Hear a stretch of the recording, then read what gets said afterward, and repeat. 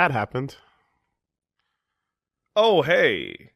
Live from a new studio location, it's Chewy and Fuckface, the TV show. Shut up. It's my fucking living room. What do you mean we can't call it that, Wooly? I'm not putting fuck on iTunes. Darn! Alright, Castle Super Beast is good, too. I'm also not gonna not name it stupid shit for episode titles, but I'm not. But I'm not. So everyone's like, clean up your episode titles. Here's the perfect opportunity. How about you fuck off? But I won't say the word fuck. How about... Oh, man, I was so excited for the episode title. This is the one where we talk about Grand Theft Auto. Or this is the one where Sekiro came out.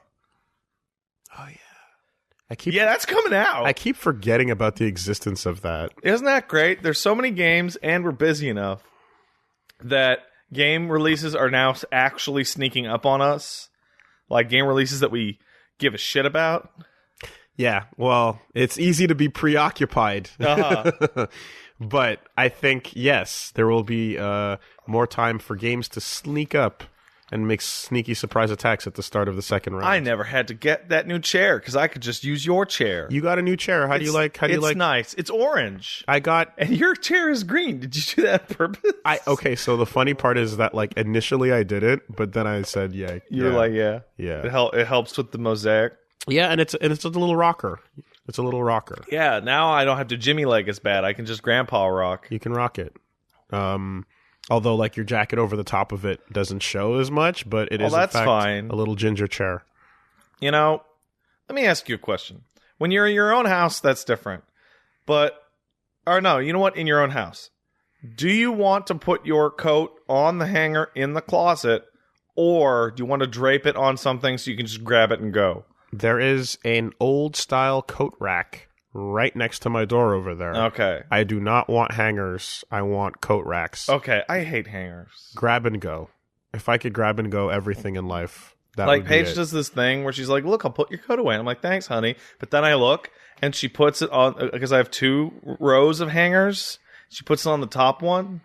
And I'll be real, it is legitimately difficult for me to reach the hanger part of the top one. So instead, I'm grabbing the bottom of the coat and hoping it's stiff enough that as I lift the coat up, the hanger fall off. Now, for OCD purposes, I can understand the desire to keep things in a nice and tiny. That's good.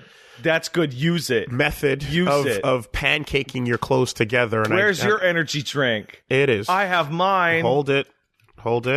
Let's get them for the video audience. Let's get that brand shot. There you go. Yeah. Delicious sponsor. Post Magfest. I wish it was a sponsor. I dropped this on the ground outside, and then I just washed it off. If that exploded in here, I would be very upset.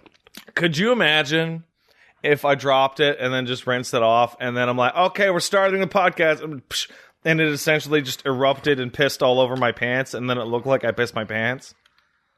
Again. Okay, so there's a lot of things about where we previously recorded where I was like, yeah, that's hilarious, where if that same joke applies now in my humble abode, I have problems. What if I just pissed my pants? Well, that's going into that place. You know what? That's going into that place. I've never pissed my pants. And this chair is bright orange, so it shows up real dark. Like, wow. Look at that. I'm renaming the title because, hey, guess what? We need to do that. Oh, did we not do that? I wrote Castle Super Place. What did you change the game to? Talk show. Change it to Bloodborne. Yeah, basically, right? Basically. All right, there we go. Now we're rolling. Now we're cooking. Now we're figuring it out. Hey. Did you have a week? Yeah, I had multiple weeks, in fact. I saw some of it. There are 2. Well, I've been live streaming many of my weeks lately, which is a lot more tiring than I expected. Wait. Wait, what? Let's try it like this. What? Okay. Who are you? Oh, hey. Oh, this is technically a new podcast. It is. Oh, hey. Hey, my name's Patrick, but you should call me Pat. It's Patrick Boivin. When should they call you Patrick? They should call me Patrick. Never. Just call me Pat, please. Okay. Okay, wait. No, call me Patrick when you're my mom, I'm in trouble, or You want to slightly, but not so slightly, annoy me just a little bit. When you want to... Yeah.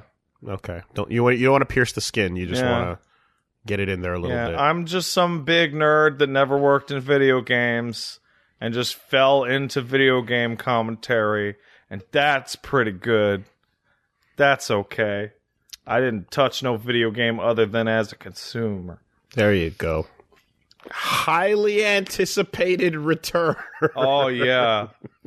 It's difficult to say highly anticipated return when, like, I've been on camera more over the past, 3 weeks than I have ever before. If you're describing literal on camera and I mean literal on camera. Yeah, I suppose so. Okay. I'm eating Doritos now. That's where I'm at. I need my gamer fuel. Right. So I'm Wooly. Hey Wooly, well how are you? I'm okay. I'm a big gamer. You're such dude. Big video gamer. Listen, I remember talking to Wooly back in college. I can't have no life because I choose to have many. I spoke. Fuck! That's the worst one. That's the worst one of those shirts. That is the worst. I almost, but I didn't. I almost get that shirt. Someone retweeted me with a fucking edited photoshopped version of the too much XP, whatever. Yo. And it was done in such a way that I didn't quite realize how many people didn't know it was Photoshop, and I went, "Oh no!" Oh, you should have. There are legitimately compliments coming in, going, "Oh yeah, dude, rad shirt." I'm like, "Oh no, they don't know it's Photoshop." Oh yeah. And then someone was like, "Oh man, Wooly's Twitter feed is getting cringy." Oh yeah. And I'm like, "Oh geez, it's Photoshop." Oh no, that was bad. See, everybody knows when my head is photoshopped onto something because I'm just in a zany place or Kamehameha and Goku. Anyways, so as an epic gamer... Yeah, I remember meeting you in college and looking at Wooly and looking at him and going, boy, what an epic game, man. I bet that dude plays lots of Fortnite. I said that back in 2004. Watch me floss. I'm flossing. 2004. I'm looking at the wrong camera. I'm looking at the back of your camera. Nice. Flossing. There you go. Is that it? That's a floss. Now, with that established...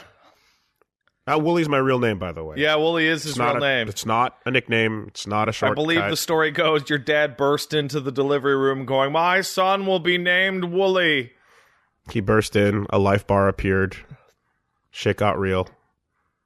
The boss battle music started. You know how it be. Wait, were you the boss? Wait, what? No. Are you? Is the no the boss? No, he was. He was? And then we both have the same name. And then you didn't have much of a chance at that particular stage. At that stage, no. I didn't have enough XP. Yeah. But eventually, after grinding all those gamers and wearing the shirt, I was able to get enough XP so that now I am the only Wooly that matters. Why? And previous Wooly no longer has any significance. What is the line? Just ask Google. In between, haha, video game shirt. Like I'm wearing a fucking Attack on Titan, Game of Thrones shirt, right? What's the line between that and the one that has Vegeta on it saying, don't do drugs? What is the exact crossing over point of that? Well, first of all, it says there's a place in hell for me. It's called a throne. And, that one's 10 years old, right? Well, they use it all over the place. It gets play. But my point was that the entire Better Wooly gimmick actually started the moment I was born because there was a Better Wooly, and his name was my father, and his name was literally Wooly, so he was already out there. So the immediate status as lesser Wooly happened at moment zero. So are you going to write and direct the black version of Hot Rod? Oh jeez. Where you must defeat your father in order to gain the title, no matter how old and sad. Okay, so weeks then. Dude, my dad is old right now. Okay, well, we can do that. Whatever. Who cares? Literally, who cares? My dad is old now. I very much don't think I could kick his ass even a little. But you've had the thought. Oh, yeah. I know. I thought about it. And I'm like, he used to box when he was younger, and even though his hands are all mangled and his chest's gonna explode, I'm pretty sure he could just throw me out a window. Again, though, you've considered it, and then you've also thought about the like, I don't know, man. I don't want to fight anybody that whose eyeball pops out and then they just shove it back in and keep on walking. Like, I know. I don't want any of that. I don't want a piece of it. Now I have a better look at your footsies. Now I can see the frame data. Oh, no. Yeah. Uh-oh. We can't both drink at the same time. Oh, no! That causes dead air, and it causes... You can't both drink at the same time. That's a bad. That's a delicious mouth smacks. Got to figure this one out. All for you people at home who couldn't see the mouth smack coming. Don't sink the drink. Oh, don't. Come on, man. I see you have a drink, and then I want a drink. Sink test, more like drink test. Damn. Fuck. That's solid. This is a good podcast. Did you sleep? Highly anticipated return. Did you sleep at all last night, man? Like, I barely got a wink. I put on podcasts to try and pass out, and I fucking couldn't. And it's fine because, I mean, besides like jitters and whoop wahs and feelings, you have the fact that like we just hot off of fucking MagFest. Yeah, I was talking to you, and I was like, podcast tomorrow, and you're like, no, I'm actually still in Maryland for another day. It was, and I'm like, oh wow, we really haven't planned this at all, have we? Well, hey, couldn't go any other way. Oh, jeez. Speaking of plans, so record breaker. As I mean, to be honest, like a record breaker. Yeah, we didn't stand, but we had a meetup, and it was at MagFest, the Music and Game Festival. That's correct. In we Maryland. were there last weekend, and we hit 7 hours. I think it went to 7:30. We hit 7. We started at 7, and we finished at 2. I want to say like 2:23 or something. Might have been 2:20 something. Yeah. You know what? There were a couple of people that came in last second. You're right. So I remember thinking 7 hours plus. I remember looking at the line, and the line is like the length of the line is a symbol of how big your wiener is. And you look at it and you go, oh, it's not as big as last year. Is that what's going on? But then people kept showing up to the line. And I realized that our penis was the biggest it's ever been. Stage transitions occurred. Yeah. And that was awkward, but worked out really well, actually. It did. And in the midst of stage transitions, I learned that there were many folk who went, fuck it. You know, so like there were some people. So there was a phantom, like the head of the E-dick faded away. I'm trying real hard to make this analogy work. I'm trying real hard to make it not work. I know. Okay. And yet... some real champions, some real cool people we met. That guy. That one guy. That guy. And he got the tweet out of it, too. he did. He got the tweet. She was there for 4-ish, this dude got the tweet out of it because he was there for the 6. He was there for the 6? He was there for the 6. Because he walks up, shook our hands, go, you're tired, I'm hungry, bye. And we were just like... And left. Fuck. How do you top that? You don't. And he got the screenshots of him walking into the sunset as the line is freaking out. And we're all just applauding that shit. Swagoi Buzu. I have a pro tip for aspiring... Desert punk. Aspiring internet people. Make your name so that when someone says it, you can type it. Oh, it's like Bozo, like punk, you know, but it's like Swagoi Bozo because Swagoi Gaming. There you go. Shout outs to that because that was rad and fucking what a legend. That was extremely lit. Other fun things occurred, including the in-hand physical delivery of Ahegao Academy, which is on a CD. Yep. The working project for the best friends dating game. I don't know how to use that CD. Yep. I have nothing in my house that can actually use it. Literally no device that can turn it on, so I'm going to keep it as a keepsake. But hey, that's appreciated nonetheless. I'll go download it from the website. Cash money was promised. If they named it that, cash money was delivered. Oh, is that how that worked? I said, if you name it Ahegao Academy, I'll pay you cash money. And everyone's like, what does that mean? And I was like, I don't know. And then eventually you give them $1. I handed over a gift credit card. Oh, yeah? So. Oh, yeah, that worked. There you go. Done and done. You know what the weirdest thing about MagFest this year was to me?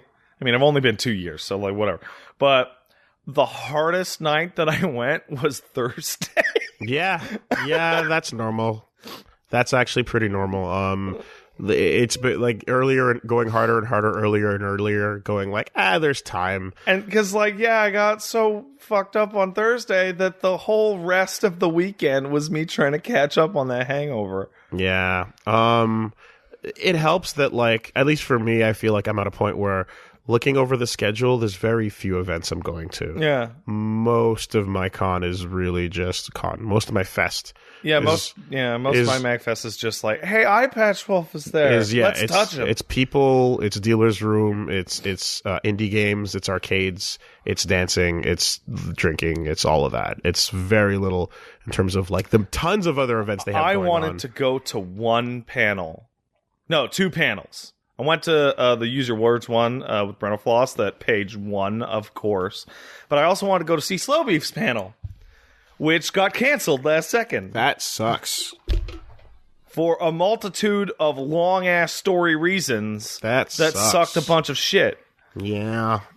I mean, one good thing that came out of the mess that was our line that eventually stage transitioned over to another area was, I think, after doing it for a while now, because we showed up at MagFest originally in official capacity, and then it very suddenly stopped being official capacity. Yeah. And then we remade the connection so that hopefully it can that was a nice thing. Re-become an official capacity. Because they came up and they were like, you're causing a massive fire hazard. And we're like, yeah! And they're like, no.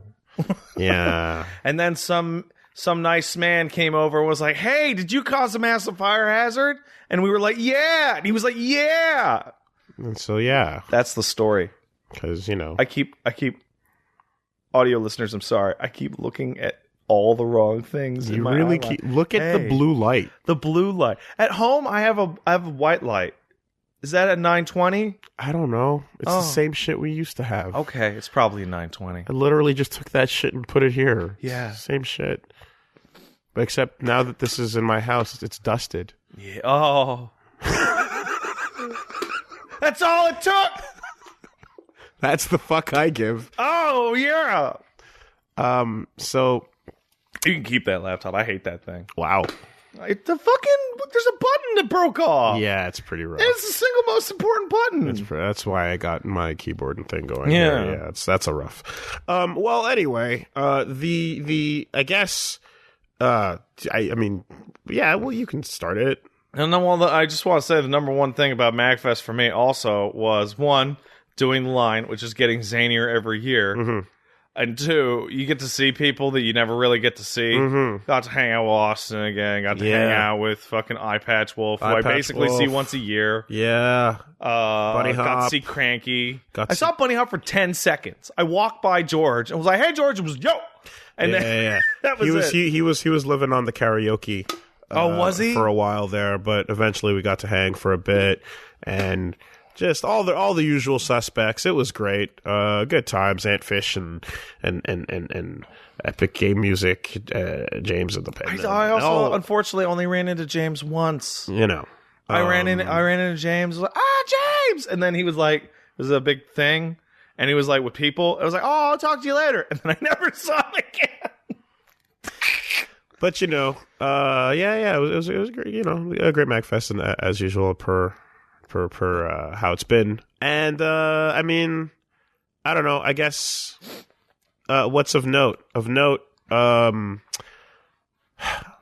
like, I'm trying to think of like whether we go into that or whether we go into prior to that or whatever was going on or what we're playing or doing. The only other thing I want to say about MagFest is apparently that fucking chicken McNugget thing is now a thing.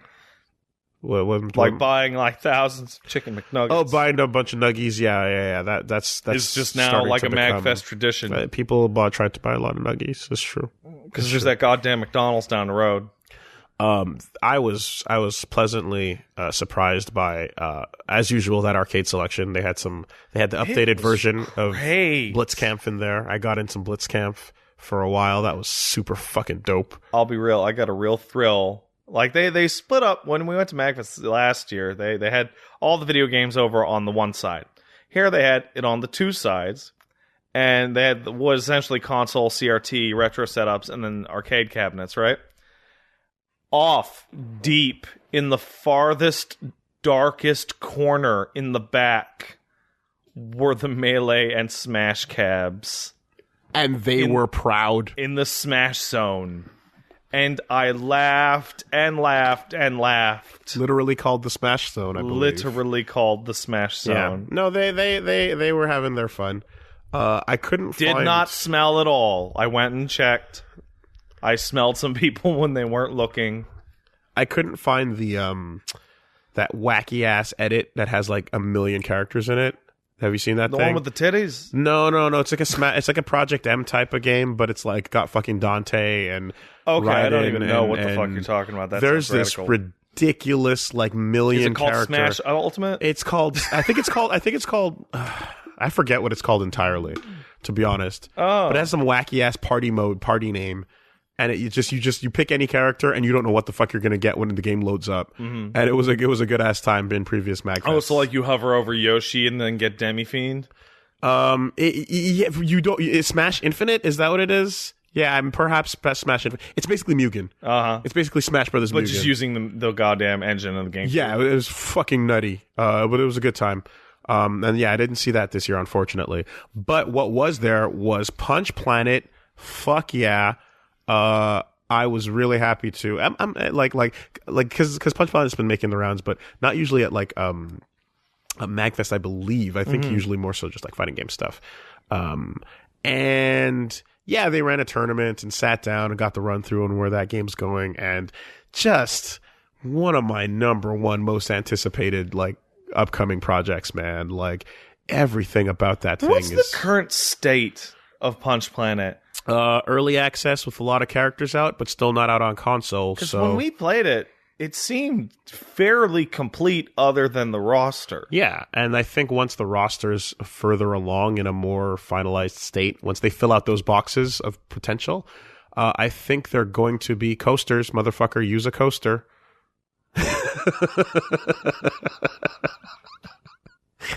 That's what's up. Jesus Christ, Mom. Once we're in there's like 5 of them, and they're Kamen Rider themed. I didn't know if those were coasters. I thought they might have been mini vinyls. Use the Zect one.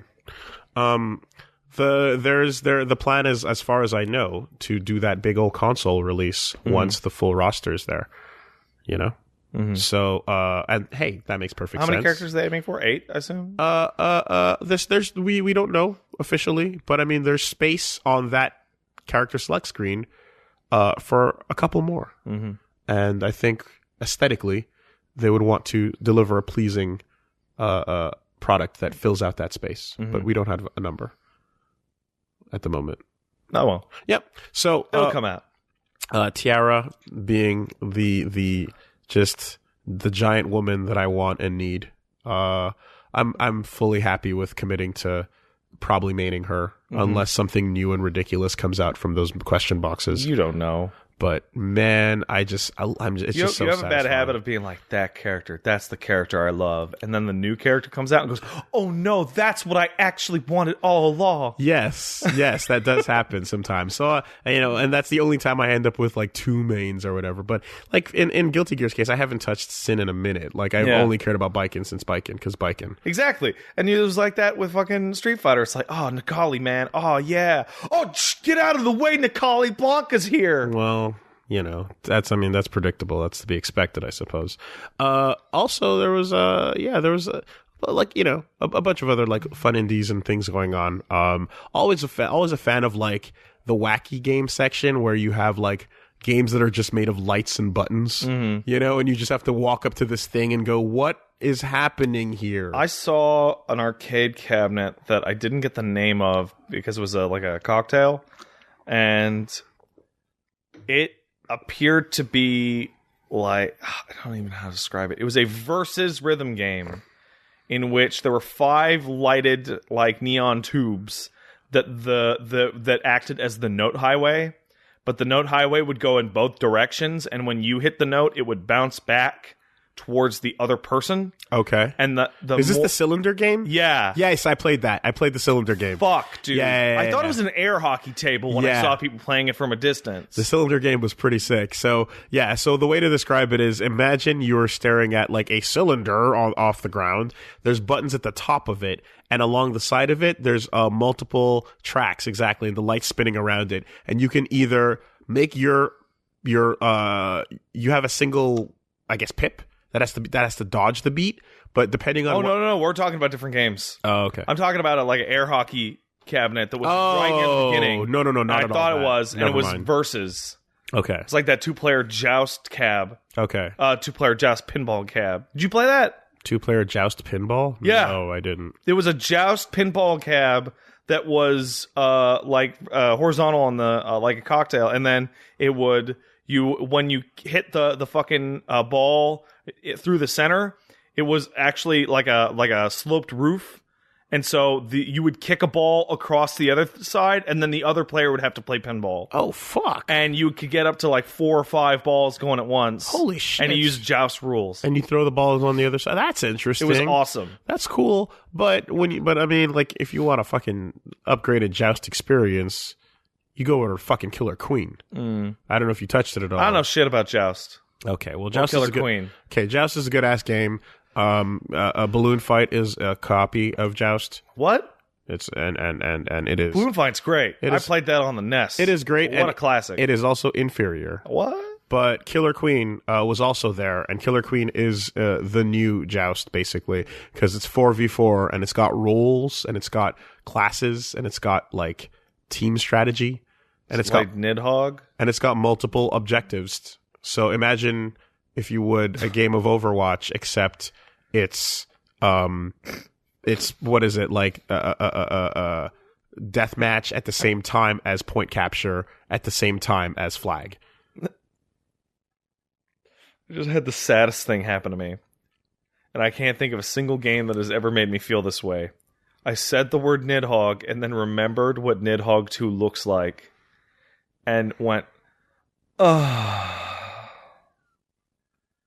there's a downer. Still plays really good. It plays really good.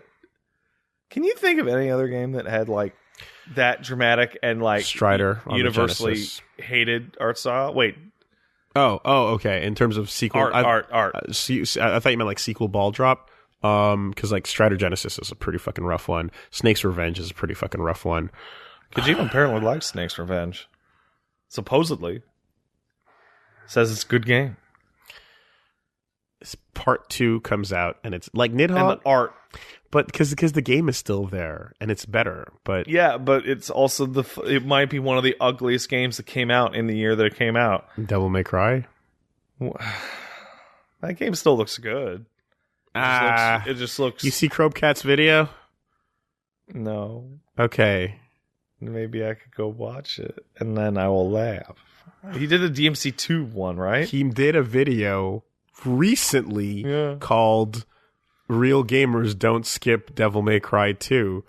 And I have to wonder if that might be in relation Like straight to up. something. I had a guy come up to me at MagFest talking about how they played DMC2, and they were like, "Oh yeah, I see why you didn't LP it." Boring. To be honest, that we said it and we reiterated it a couple times, but I feel like that video that he made is actually the best. Like, it's the thing that gets everybody to go, oh, I get it now. It's really boring. The levels are really long and gigantic.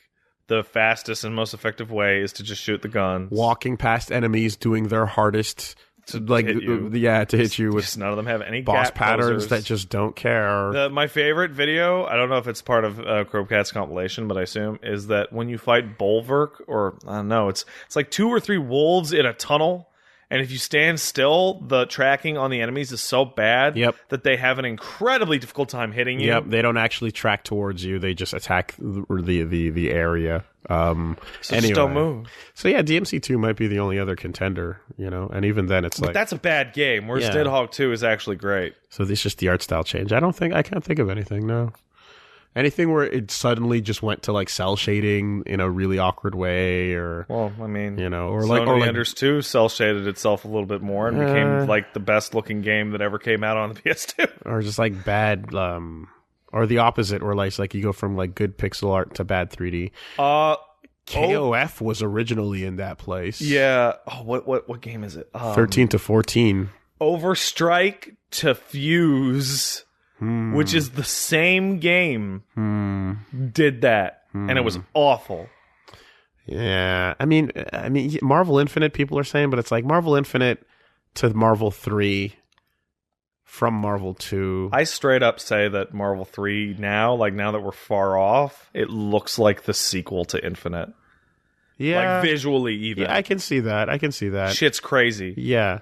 But I remember when I first saw Marvel 3, and I was kind of like, I kind of wish they went a different way with it. Really? A little bit. Did you want more pixely, or but so the thing was that like they did cool the thing where they had it like the Berserker's barrage slashing through the pages of the stage was not used enough. I wanted way more of that, right? In the same way that like I wanted that Street Fighter 4 Okami brushstroke orgy that we got from the trailers, and I understand visually it's noise and it's not helping, and I just gotta pick a con costume 12. Yeah, 12.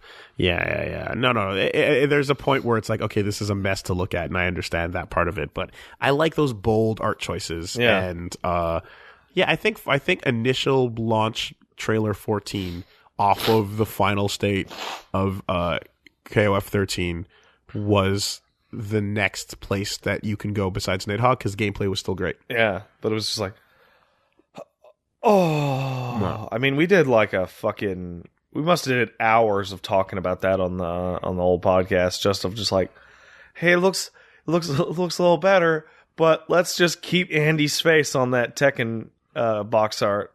Yeah. Let's just keep it there. His forehead is so big. Why is it so big? So, like, I only really did, there's besides a bunch of games came out and happened, but I was not keeping up with a bunch of them. What I did do was unlock characters in Smash. Yep. Like everybody did. And just a shitzillion versus matches. Yep, and then see how like the later characters are like trying a little harder than the first ones. That's a one way to put it. I think Eli, Plague of Gripes, put it the best, where it's like these characters do not want to be unlocked. Yeah, although it's hilarious at the same time to see like Smash players like Wolf on whatever on Twitter just being like, y'all are free. Anyone who's complaining about that shit is trash. And yeah. Like, well, yeah, I guess we're trash, dude. But unlocking the characters and then heading over to World of Light and like watching that really cool intro and then playing about an hour of it going, I have not touched World of Light once. I had a bunch of buddies that were going through World of Light, and this pervasive feeling came over me of like, still playing World of Light? You don't sound like you're having fun. I mean, yes, we're seeing fun stickers of characters and going like, oh, look, it's that character, and this is how they work into the... Time to fight DJ! Time to fight Mr. Sandman! Ooh, boy. Fun! Yeah. But besides that... Despite the fact that you and fucking Lil Max would have been so obvious! And anyway... time to fight Paz. right? Where the fuck? That must have been multiple people designing that. No, there's no way. Like, so that was someone fucking snuck that in and said, "There's no way they're gonna let me," and then it fucking shipped. I feel like World of Light is a huge letdown compared to the Subspace Emissary, and I think everybody knows that. And Which is crazy because Subspace Emissary was a letdown from video games. I think that people are going to always be comparing things back to the Subspace Emissary. Especially just based on, like, cutscene shit. Yeah. That level of cutscene shit. It's a really shallow way to compare two gameplay modes, but shut up, those cutscenes were rad. They were super fun, and I miss them. And I am assuming that there's one other World of Light cutscene at the end waiting for me. There isn't a cutscene, but there is a bunch of crazy shit that happens. I was like, I'm never going to play this, tell me. And then somebody whispered in my ear, yo, this crazy shit happens. And I was like, oh, that's pretty cool. How deep is that? Very deep. How, like, hours upon like hours 40. deep? Oh, my God. Because, yeah, that map just keeps going in a way that is, like, not super exciting. Yeah, that map. Okay.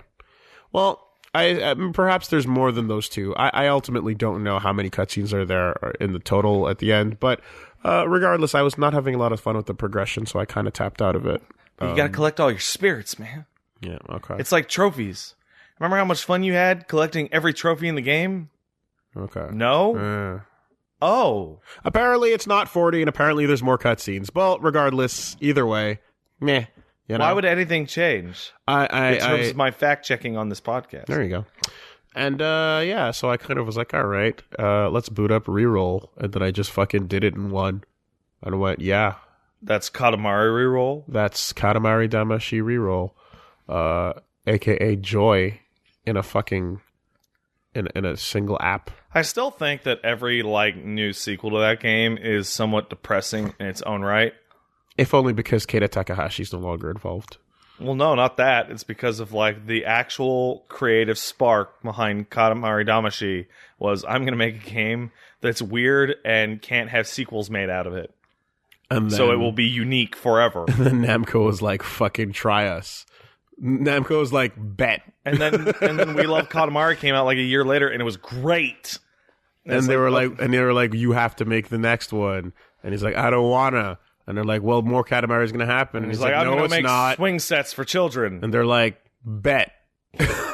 Yeah. That's I mean, to be fair, I think they learned very quickly that, like, it was a bad idea to try and keep it going beyond what. Let's annualize Katamari Damacy. Yeah. They realized real quick. What was the 360 one called? Oh man, I don't know. None of them had numbers, so it was always really tough. Was it Forever? I think it was Katamari Forever, and then maybe another thing, and then there was the cell phone one. Yeah. Well, anyway. The Reroll is the first game again, and it's is it? It's joyous. Is there anything new, or is it just a re-release? It's just a re-release. Oh, okay. And it's made for new consoles. And, I see. You know, if there is anything new, I didn't come across it, but it's joyous and it's a good time. And yeah, that was pretty much all I had time for. And you know, been keeping busy otherwise. And then MagFest happened, and then Christmas happened, and then. Wait, that's not the order that those went in. I know. I'm just dumping these all out there. But it's fine. Yeah, no, I mean, nothing. I will say that I like, the only other thing is I played some of the most, like, scarring games of Secret Hitler that I've ever played. Okay. Because there's a thing that happens in Secret Hitler where you can play it normally and with your friends and do what you want, or you can cash in on friendship points for tactical advantage in the current temporary game. Now, when you say friendship points, you mean real-life actual friendship Real-life actual friendship points. So, trust and bonds. Oh, yeah. Right? Full-on S-links. A full point. Mm-hmm. Right? If you're at confidant level 9 with somebody, you can look at them and go, hey, listen to me. I'm not a fucking fascist, okay? I'm not. So, you should do what I say and help me out here because we got to fucking win this game. And they're like, okay, buddy, I believe you. Right? And like you do it in such a way where you cash in on that fucking point. And then at the end you go, I'm Hitler. And then the game is over and they look at you with such heartbreak that you can hear the Arcana reversing itself. Mm-hmm. You can hear it. And listen, play to win. Yeah, and that's a couple of those games went down. And it was brutal. It was brutal. I feel like by the end the fascists. How do you fascist. say? You say fascist? Okay. No, everyone says fascist. Okay, I've heard fascist before, but you've heard that from crazy people. I guess it's just wrong. The fascists in our game, I feel like they took more of the night overall. And the more numbers you play with as well, like the fucking harder that gets, because at some point it's just 50-50 in terms of the number of people sitting at the table. But yeah, people were cashing in on friendship points hard. It was getting brutal. But those were good games. Those are the best games. At some point... The games that have the slim possibility of a real fight. Yeah. No, like I can't believe you did me dirty on this Monopoly. Like, I'm saying, like, you see what I'm saying about like fucking friendship points? Yeah. Now, quadruple whatever number you need to put on, quadruple that for fucking engagement marital points of trust. Ooh, man. I had to run from the table and hide under a bed at some point because I couldn't believe the lies. Good thing I super glued that ring on. I could not believe the lies. Fucking Steph blew my shit up hard. Is this a screenshot of our future? So hard. What does this mean? Like both and like the whole time Eye Patch Wolf was going in on me, and like we both just fucking got combo broken and had to leave the table. It was devastating. But that Secret Hitler's a fucking great game. It's good times, and like I think the last one I pulled such a long con over the whole table. Like I fucking death noted it. Mm-hmm. That by the time it was done, like the energy was just gone. Oh, I've ruined the room. No, not even I've ruined the room, but it was such a like I can't believe the deception. I can't believe the lengths you went to. It was almost like a game of Risk. Yeah, you know where nothing's gonna. That's the worst feeling. But it was getting to that place where it was like, fuck this, we're done. I can't take any more. My heart can't take it. You know. Has anyone ever finished a game of classic Risk? I believe not. I believe there's never been on record a single completed game. Because without the objectives, if you go for proper world domination, that shit just, it's ruinous. Yeah. I think the whole point of Risk Legacy was based on the idea that, hey, you know what? No one finishes this game, so let's make a way for you to keep it going across sessions, because literally the end of Risk has never occurred, not even once. Is this some kind of meta commentary about how war never ends and that it's hell? I think that's exactly what they were going for. I think pretty heavy for a children's board game. I think so. I think Chapter 3, Peace, will never occur in Risk. I think that's forever a fictional idea. Perhaps you might see screenshots of it. Who knows? Maybe those were photoshopped. People will claim that they've seen the end of Risk. I saw that Photoshop, but it was Fallout 76 after Bethesda fucked up and accidentally turned off all the new code. Ah, shit. Topical. How is that game still topical? That game came out like 2 months ago, and it is still in the news. Because shit's still blowing up. Almost weekly. Or not blowing up. Did you see the shit with the rum? No. Oh, boy, let me tell you. So, part of the promotions for Fallout 76 was that they were selling Nuka-Cola Dark Rum. It was a Nuka-Cola shaped glass bottle. Was it actually alcoholic? Yeah, it's rum. Oh, wow. It's rum. Okay. And it's shaped, like a little rocket in like a dark brown bottle. And it's a Nuka-Cola type rum for your Fallout 76. So, people get the rum. Okay, first of all, the bottle of rum costs $80 USD. Right off the bat. Okay. All right. Hold on. Is this like limited? Like, is it like fucking like single malt Scotch style? No. It's rum. In a rare cask. Okay. 2, when it shows up, shockingly enough, the picture in the advertisement was somewhat misleading. It is not a dark brown glass rum bottle. It is a regular generic white bottle of rum with a plastic, like a thin plastic rocket ship sleeve over the top of it. Why? But then you pop the top, and the bottle and the plastic covering has like a circular indentation around the top, so it's extra wide, are flush. So one, it's really difficult to take the sleeve off. And two, because it's flush, when you pour the rum, it just slides down the side of the bottle and pours all over the table or floor. Like, so my first thought is Jesse Pinkman, they can't keep getting away with this. Yeah. Immediately followed by, they're not. Yeah. They haven't gotten away with it once. Okay. So, like, there's videos you can look of people going to pour it into a glass and it just pours all over the floor. Oh my God. Because it, like, you know when you pour something and it just shoots down for some reason? Yeah. Or to the side? Yeah. And then the people that have managed to extricate the rum, it's cheap garbage rum. Like, how do you keep... Anyway, I don't... Like, there's so many moving parts to this moment in history that is 76 that it's legitimately hard to keep track of all of it. It is... It's becoming hard to keep track of the full story. I'm doing my best, but it's difficult. And from what I can ascertain, what appears to be happening is that every single department or contracted, outfit that Bethesda interacted with at any point, all simultaneously and independently decided to cut corners.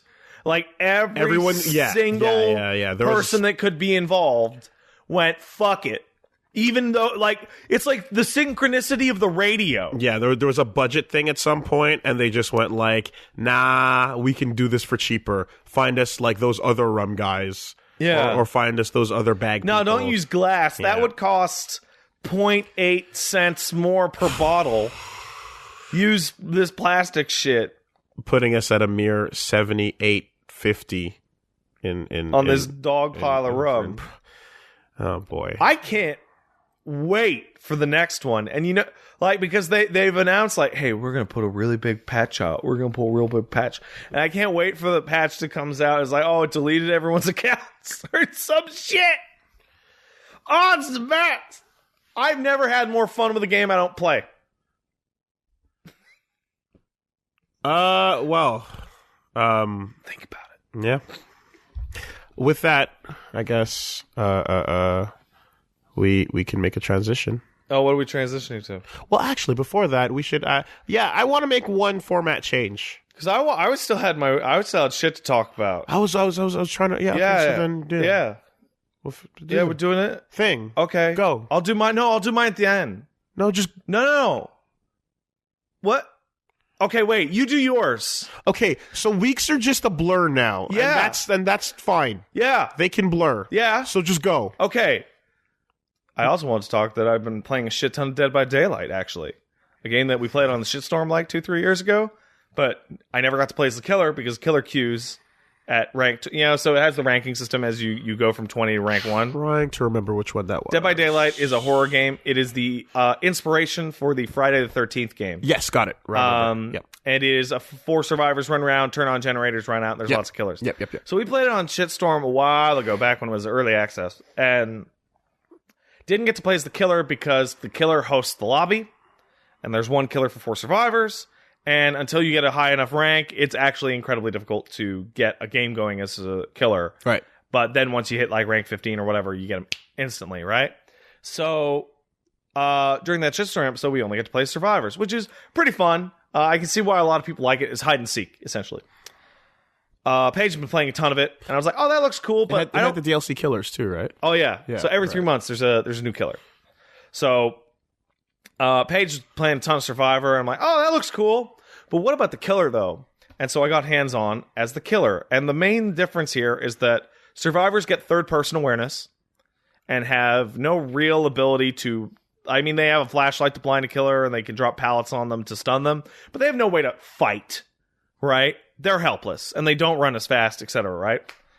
The killers, however, get first-person perspective, which limits their possible view, and their job is to slow the game down and murder, right? Yeah.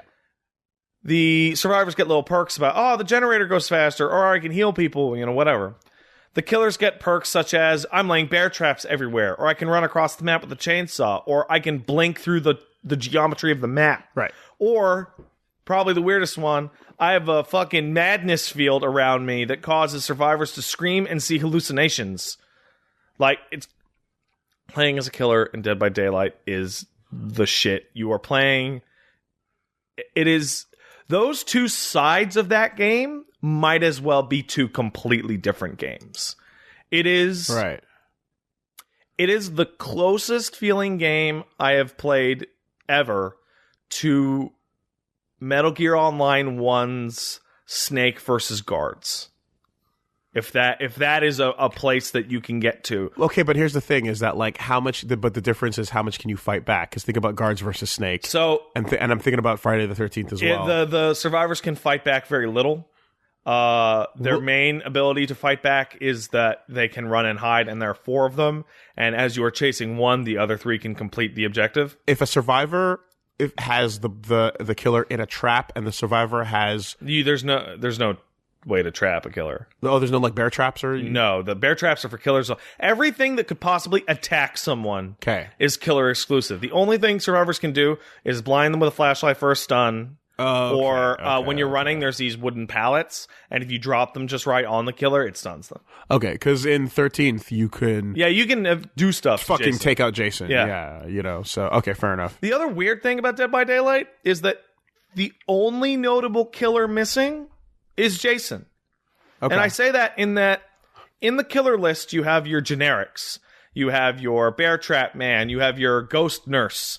You have your Japanese VHS teleporter, right? You also have actually Leatherface, actually Michael Myers, actually Freddy Krueger. Mm-hmm. Oh, actual Amanda from Saw. Really? Yeah. And I'll take her as an example to describe how varied the killer playstyles are, right? So every killer puts out what is called a terror radius, which is within about 30 meters, scary-ass music appears. The same as what, right. The difference with Amanda from Saw is that when she crouches down, she has 0 terror radius, and then her ability is a dash attack, which means you're working on a generator or something, and then you are literally just, instant stab. Dead. Okay. And her secondary gimmick is that instead of hooking you right away, which is the primary goal of the killer, you hook people 3 times and then they die. Like you put them on a big old meat hook. She can put a reverse bear trap on you. And the reverse bear trap gives you about, I want to say, 1.5 minutes, maybe 2 minutes to get it off, or else instant death. And the only way to get it off is to find a jigsaw-themed, like, put your hands in the glass box for like 30 seconds to get a key and get the bear trap off. Which means that as she is stealthing around and tagging people, instead of working on objectives, players are now forced to get the bear trap off, which slows the game down, which the longer the game goes, the better for the killer it is. What's her downside? Her downside is that she doesn't move particularly fast, and she doesn't have any map control ability, right? The hillbilly can do a crazy, like, double speed sprint. There's characters that can teleport. There's characters that have big-ass AoE cones around them. Mm-hmm. Everybody has their gimmick, and the gimmicks are basically devoted into mobility, map control, and map awareness, right? So there are killers that just have a really good, like the Doctor, moves really slow, creates the madness field. Yeah. Very bad at, like, controlling large areas of the map, like, because he takes so long to walk between. But when you chase somebody and you got your madness going, they keep screaming, so you go, oh, they're behind that. Oh, they're over there. Oh, they went that way. Consistently. So you get pings, yeah. So, and you have this big AoE around you that just goes, if you're in this area, you will get found eventually. It is fucking fascinating. And the most fascinating thing about it is the type of toxicity in it. So Okay. you would think in a game that is survivor versus killer, that is inherently antagonistic, it is an uneven asynchronous multiplayer game, the toxicity would go one way. Fuck you, killer. That's bullshit. You're a bitch, right? It doesn't. Almost every game, GG, oh wow, that was really good. You totally got me. I didn't realize I was you could see me when I was hiding there. Haha. Right? Mm-hmm. All the toxicity actually goes, I can't believe you didn't try and save me and you hid in that locker when the killer got me. Oh, yeah. Yeah, okay. but Okay. I completed all the objectives and I got 2 people off the hook. Yeah, but you didn't save me that one time. Okay. Fuck you. Okay, but outside of that, because hold on a second, because I remember, because in Friday the 13th, there's tons of like, you opened that door and I locked it and you got us killed, or you took my hiding spot, or there's lots of ways to actively fuck over other people. I had the gas, you took the keys. The number one thing that gets people fucking toxic in Dead by Daylight is when I was running around and got fucked up by the killer because I'm bad, you didn't run out to save me, even though there was nothing you could have done. You just hid there and then completed the objective, and then I like it's you escaped, I didn't. Yeah. Get fucked. Right. Like, it's you went wild. Like I have watched and played matches where if everybody escapes with one person, there's a secondary objective that opens up, which is just a hole in the floor. It's a hatch that you can just jump through and win. Killers will grab people as they're exiting it, go hook them, let themselves get unhooked, and then go and drop them by the hatch and just let them leave. Because, wow, you did a good job. That was really good. You did a good job, Survivor. Or, oh, cool job. Oh, that was rad. Or what survivors will do is there's a really specific spot that even if the killer hits you and downs you, you can still crawl to the finish in time and escape. And the reason people do that is because the killer gets points for the smack. So they sit there at the exit waiting for the killer to smack them so the killer can get their points and then crawl across. Okay, but the people that get toxic are the killer was standing right there and you didn't unhook me. How could you, bitch? Are there It's hilarious. Are there incentives for like being a medic / There are massive incentives. In fact, each probably the weirdest thing about it is each category, each class has 4 things you can do. Like killer, I know killer's the best, so I'll talk about that. But it's like stopping the generators from getting completed, which is objectives. Hunting survivors, which is how long you chase them, how long you find them, how many of them you hook, how many of them you use your power on, right? Yep. Your success rate in the match is not determined by how many people you kill. It's not like, hey, you killed all 4 people, good job, you got the max points.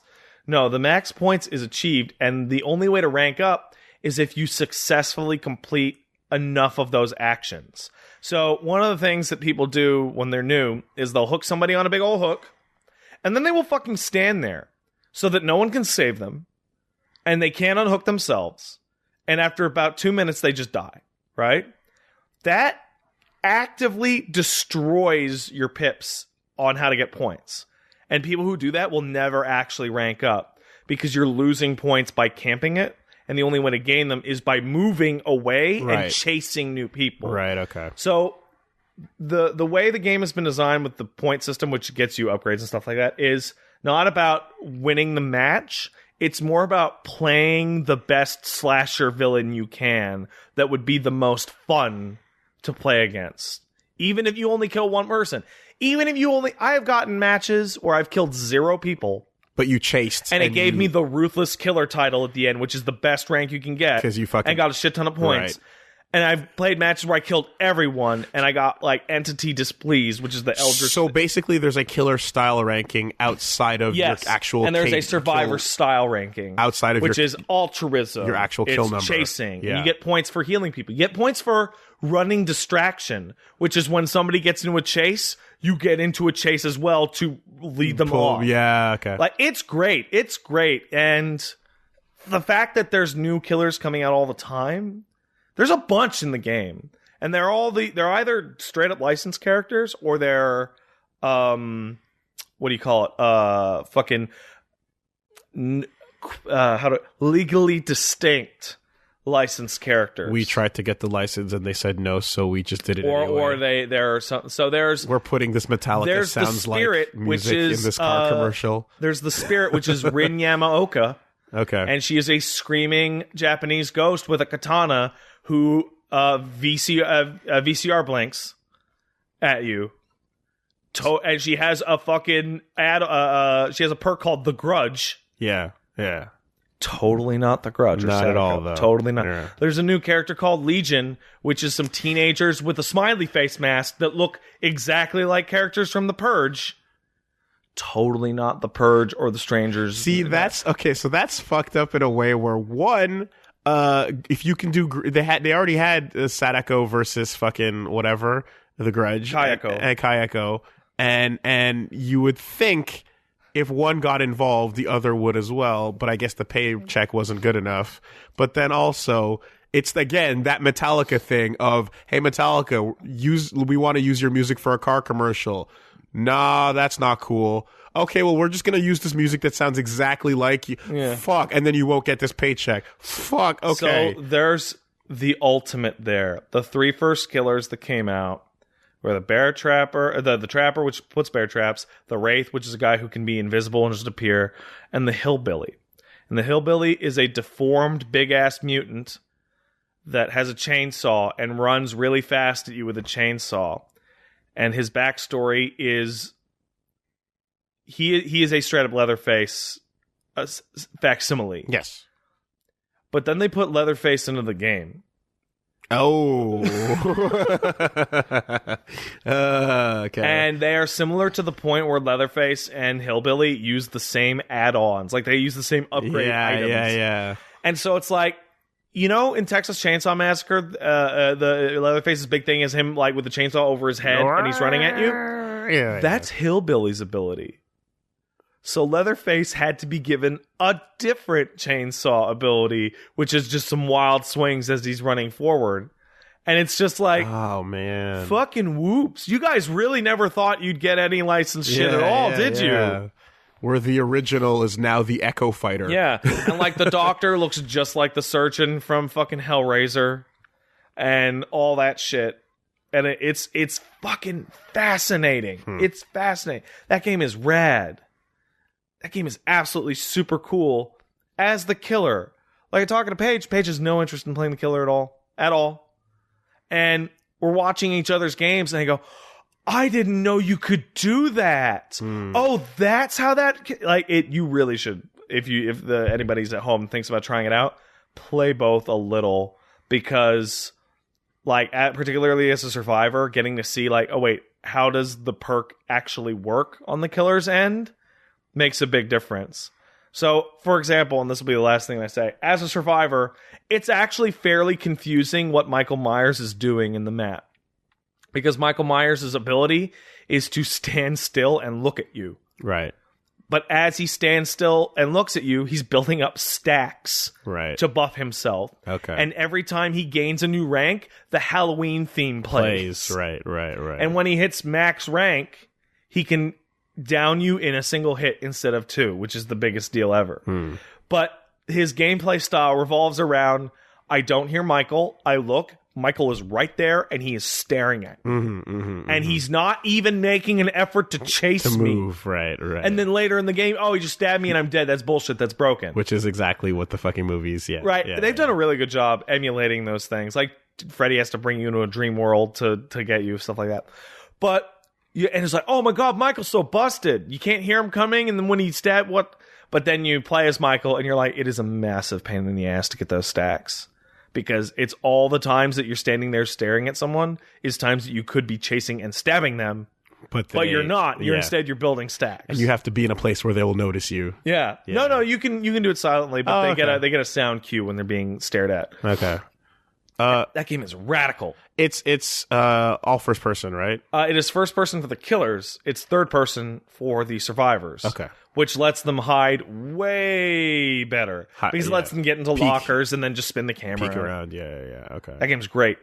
Man, that's a weird one where it's just like, and then the official licensed game has less licensed characters in it. The official licensed game has one big advantage, and that's they're able to tailor the whole game to the one Jason. franchise. Yeah, exactly. Whereas in Dead by Daylight, they add Michael, and his power is really cool, and he gets a map, which is the Halloween-like street, but there's only so much you can do. And in tailoring the whole game to Jason, they also get to really go into the nitty-gritty specific details of like each version of him that leads to like, if you're a fan of the franchise, you can like be like, oh fuck, it's that specific thing. Probably the most disappointing thing. Specific kill. And it is obviously a result of the licensing thing. Freddy, Amanda, Michael, and Leatherface have no visual customization options of any kind. Right. Yeah. Because fuck you. Yeah. Of course they don't. Cool. And that's it for me. If you want to see more of me talking at stuff, you can check out Pat Stares That at twitch.tv/AngrySpat. Yeah. I might stream Dead by Daylight on there one day, but I'm doing mostly New Vegas now. Well, that's the thing. Let's get right into fucking the difference is the one thing I want to change here. A lot of people don't make it to the end of the podcast, you guys. Why would you stop listening to the I know, right? Crazy. The end of the podcast where all the really tired, stupid jokes happen. It's kind of like when you look at the achievement list in games and you go, how many people have made it to the end of this game? No one has. That's really depressing to me. Yeah. That's that most games. I cannot even imagine being like an RPG developer in particular. So, and looking at the data and being like, oh, only 10% of people finished it. It's a shot. It's a gunshot. It's to your efforts. So that being said, we figure like it makes a lot more sense to tell us what's coming up on your stuff right at the end of your week. We'll be doing the shilling earlier in the show. Yeah. It's also more important now. Do you want to do ASMR stuff? I really don't. Yeah. Because then you get slight mukbanging, and we've already covered that topic. No, we haven't. Brand new 001. So, where also I'll do some FF14 streams this week. Yeah. What else are you doing this week? And I'm gonna do New Vegas streams. I'm gonna do FF14 stream at some point. It might just be me reading the patch notes tonight because I didn't expect the podcast to be today, and that's gonna be a long day. And I'm gonna take a look at the RE2 demo at the end of the week. Did you see that shit? They just announced it right before the podcast. You get one shot of 30 minutes to play that RE2 demo. So now I gotta go make like 20 PlayStation Network accounts to stream it. I was about to ask, is it gonna be a ton of preparation? Yes. No, but I'm like, are you going to actually sit down and map out the efficient playstyle and then get one? Or are you just gonna do the fucking... Yeah, make dummy accounts. Okay, alright, fine, fair. Absolutely. Fair, yeah. If need be, on multiple systems. What a weird way to do this. Weird. But interesting, but weird. Like, and the weirdest thing is, like, deaths don't matter. You can die as much as you want. But you can't beat it. You can't beat it. Oh, no, you can beat it, and you can die as many times as you want, but they're like, do you want to go slow, or do you want to go fast and try and beat the demo? Right? Because there is a hard end to it. Wait, sorry, hold on. What is the thing that lets you only play it once? The Resident Evil 2 one-shot demo that comes out on Friday. Okay. And what restricts you from booting it back up? The online connection that needs to be on for the demo to work. So when you say you can die as much as you want... You can die as many times as you want. It'll just restart you at a checkpoint or the beginning of the demo. But the only thing that matters is a 30-minute timer from the time you press start. Oh, got it. Okay. So it's one shot in a timer sense. Yeah. Gotcha. And it's like, I'm going to assume it's the E3 build, right? And there is a definitive end to that, though I don't think anyone at E3 actually reached it. Probably because they only had one try at it. What if you change your time zone? What if you... that wouldn't work. What if you keep perpetually setting your clock? Yeah. What if you just you enacted like 10 fake Steam accounts? Cause fuck it. Yeah. Fair. What if you did that?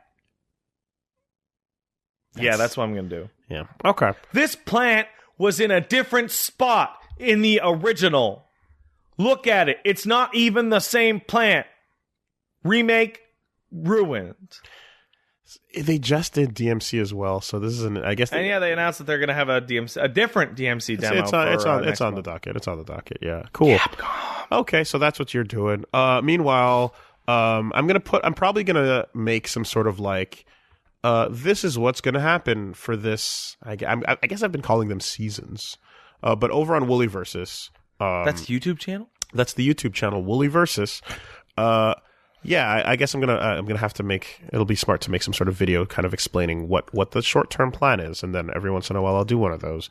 But even though I talked about it a little bit earlier, I'm 100% planning to sit down and go through some Katamari Reroll, because that's just a feel good game, and I want some feel good times. So for feel good times, you can come check out the Katamari Reroll LP that I'm going to be starting on Woolly Versus. I'm also going to be LPing a couple other things at the same time. Oh, yeah? Yeah. Oh, yeah? I'm going to get a little rotation going. Exactly. Oh, yeah? So right now, short-term plans are as follows. So over on Woolly Versus is going to be... You got a list? Yeah, Katamari Reroll with me and Reggie. Oh, yeah, I saw you tell people that you have more Reggie going on the way. Yeah. But not necessarily Reggie porn. So me and Reggie are going to sit down and do some of that.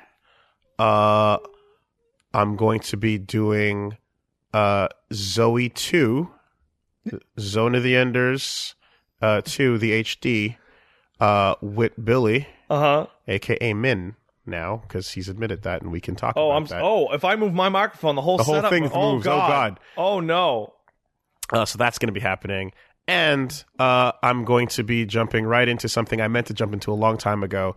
The intro's been sitting there for years. Mom made an amazing intro for it. Really? Years? But, well, no, it's over a year. And I feel really bad, but I always wanted to get to it. So I'm going to be sitting down with Volta Bass, and we are going to be playing JoJo's Bizarre Adventure, the 7th Stand User. Is that the fan game? The fan RPG. Cool. And that is the short-term plan for this. I'm shocked you got Volta for this. This is He's such a shy boy. Yeah, well, he loves some JoJo, and I love some JoJo. So this is going to be the current thing, and then we'll see how and what we do after this point.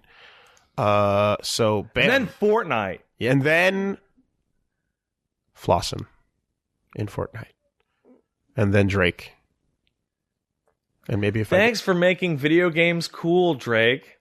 And if I get Drake, then I might even be able to get 11 from Stranger Things, and that would be something. Wait, what? I missed this one. Don't worry about it. I'm not worried about it. Ooh. Hey. Oh. Ooh. Yikes. Let's take a quick word from our sponsors. Let's do that. Bup. Is that our sponsor music now? I guess it happened. Yeah, maybe I'll get Jack Black. Who knows? Yeah. Maybe I'll get Jablinski. Oh, man.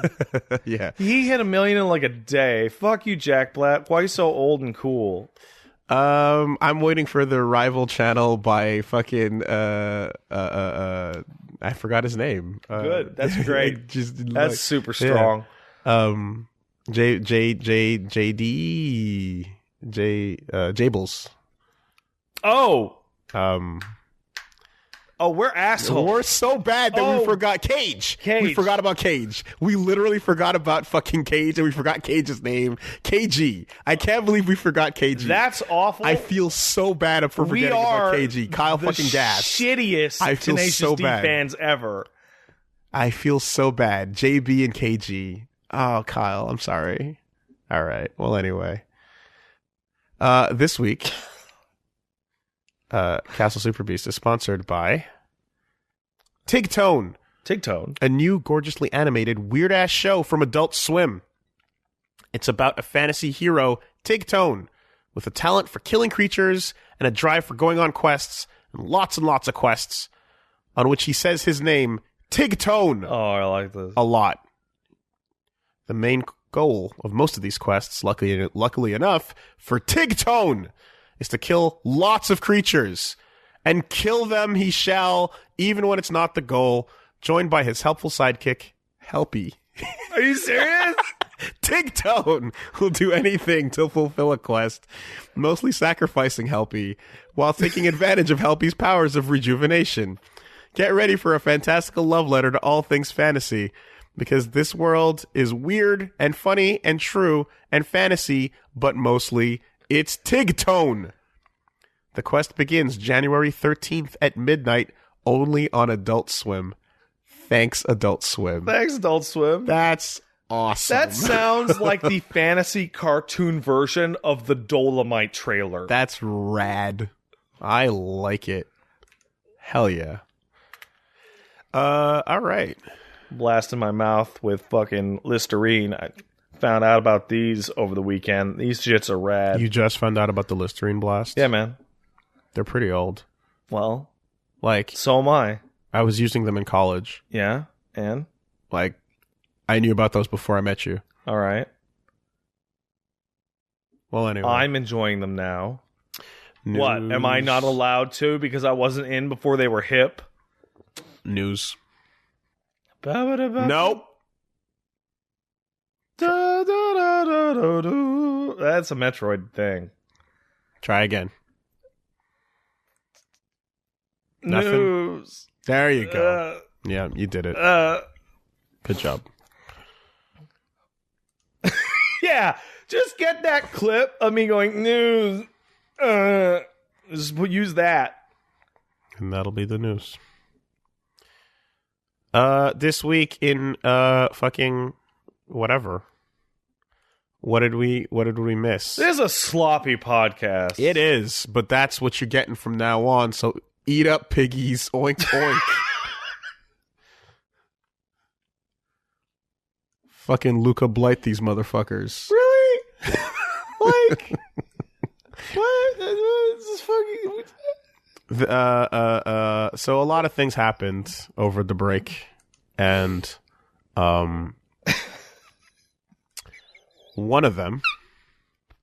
Sorry, I got the laughy squeaks. Yeah, one of them is the crushing of hopes and dreams. Oh yeah, yeah, and which one this time? Yeah, I was about to say. Yeah, this is Nintendo crushing hopes and dreams. Which one did they crush this? Like they crushed all the emulators. We've been waiting for official word about Bowsette. We now have it. This is bullshit. We now have it. This is crap. So, for those of you that are unaware, Nintendo finally breaks its silence and decides enough is enough to clarify that only Toadette can use the Super Crown. That is remarkably stupid. That this magical item was made for this one Toad. So they went and said initially, do you know about Bowsette and everything? And they went, yeah, we know about it. Hey, Reggie, do you have any comment? And he's like, nah. And they're like, okay. So then they're like, cool, now what? And then they finally, basically through a really subtle edit on their on the website, they have the description for the Super Crown updated.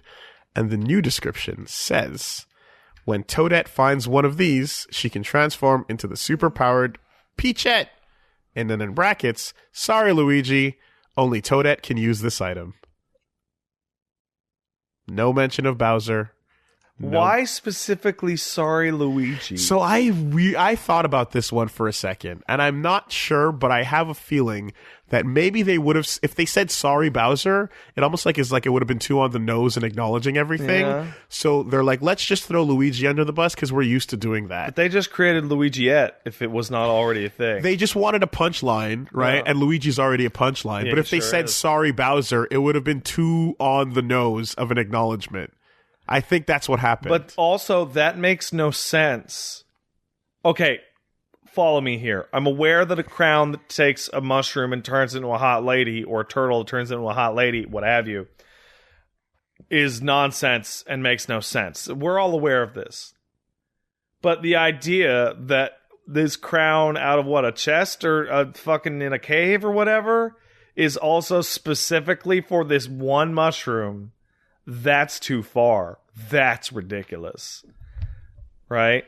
See, now I'm thinking about our recent discoveries when you say sorry, Luigi, and I'm thinking about how it is on this bitch called Earth. That's how it is on this bitch of a Earth. And oh god, It took me a second to realize that was Luigi's back. I saw somebody's comment on that. I was like, yeah, no, that's Luigi's back. He's looking back at you. I'm scrolling so fast. I'm scrolling so hard. I don't think I'm going to find it. So, to Nintendo, whoever decided that this had to come down, this will change nothing. It's kind of remarkable how much I think the Bowsette train is stopped for nothing and no one. Saw tons of Bowsettes at NAGFest, and we were glad to see him. And I think if Nintendo thinks this is going to change anything, they're sorely, sorely mistaken. You know what this reminds me of? This reminds me of Ken Levine being, please don't use the Elizabeth model in these videos. Right. Please do not do that. That is very wrong to do, and it makes all the people at Irrational very sad. Oh, no.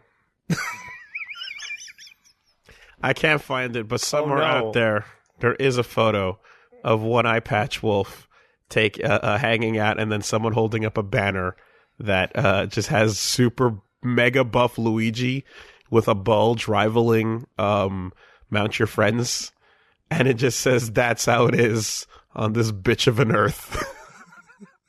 Anyway. That's how it is. Sorry. Thanks, Luigi. Sorry, Luigi.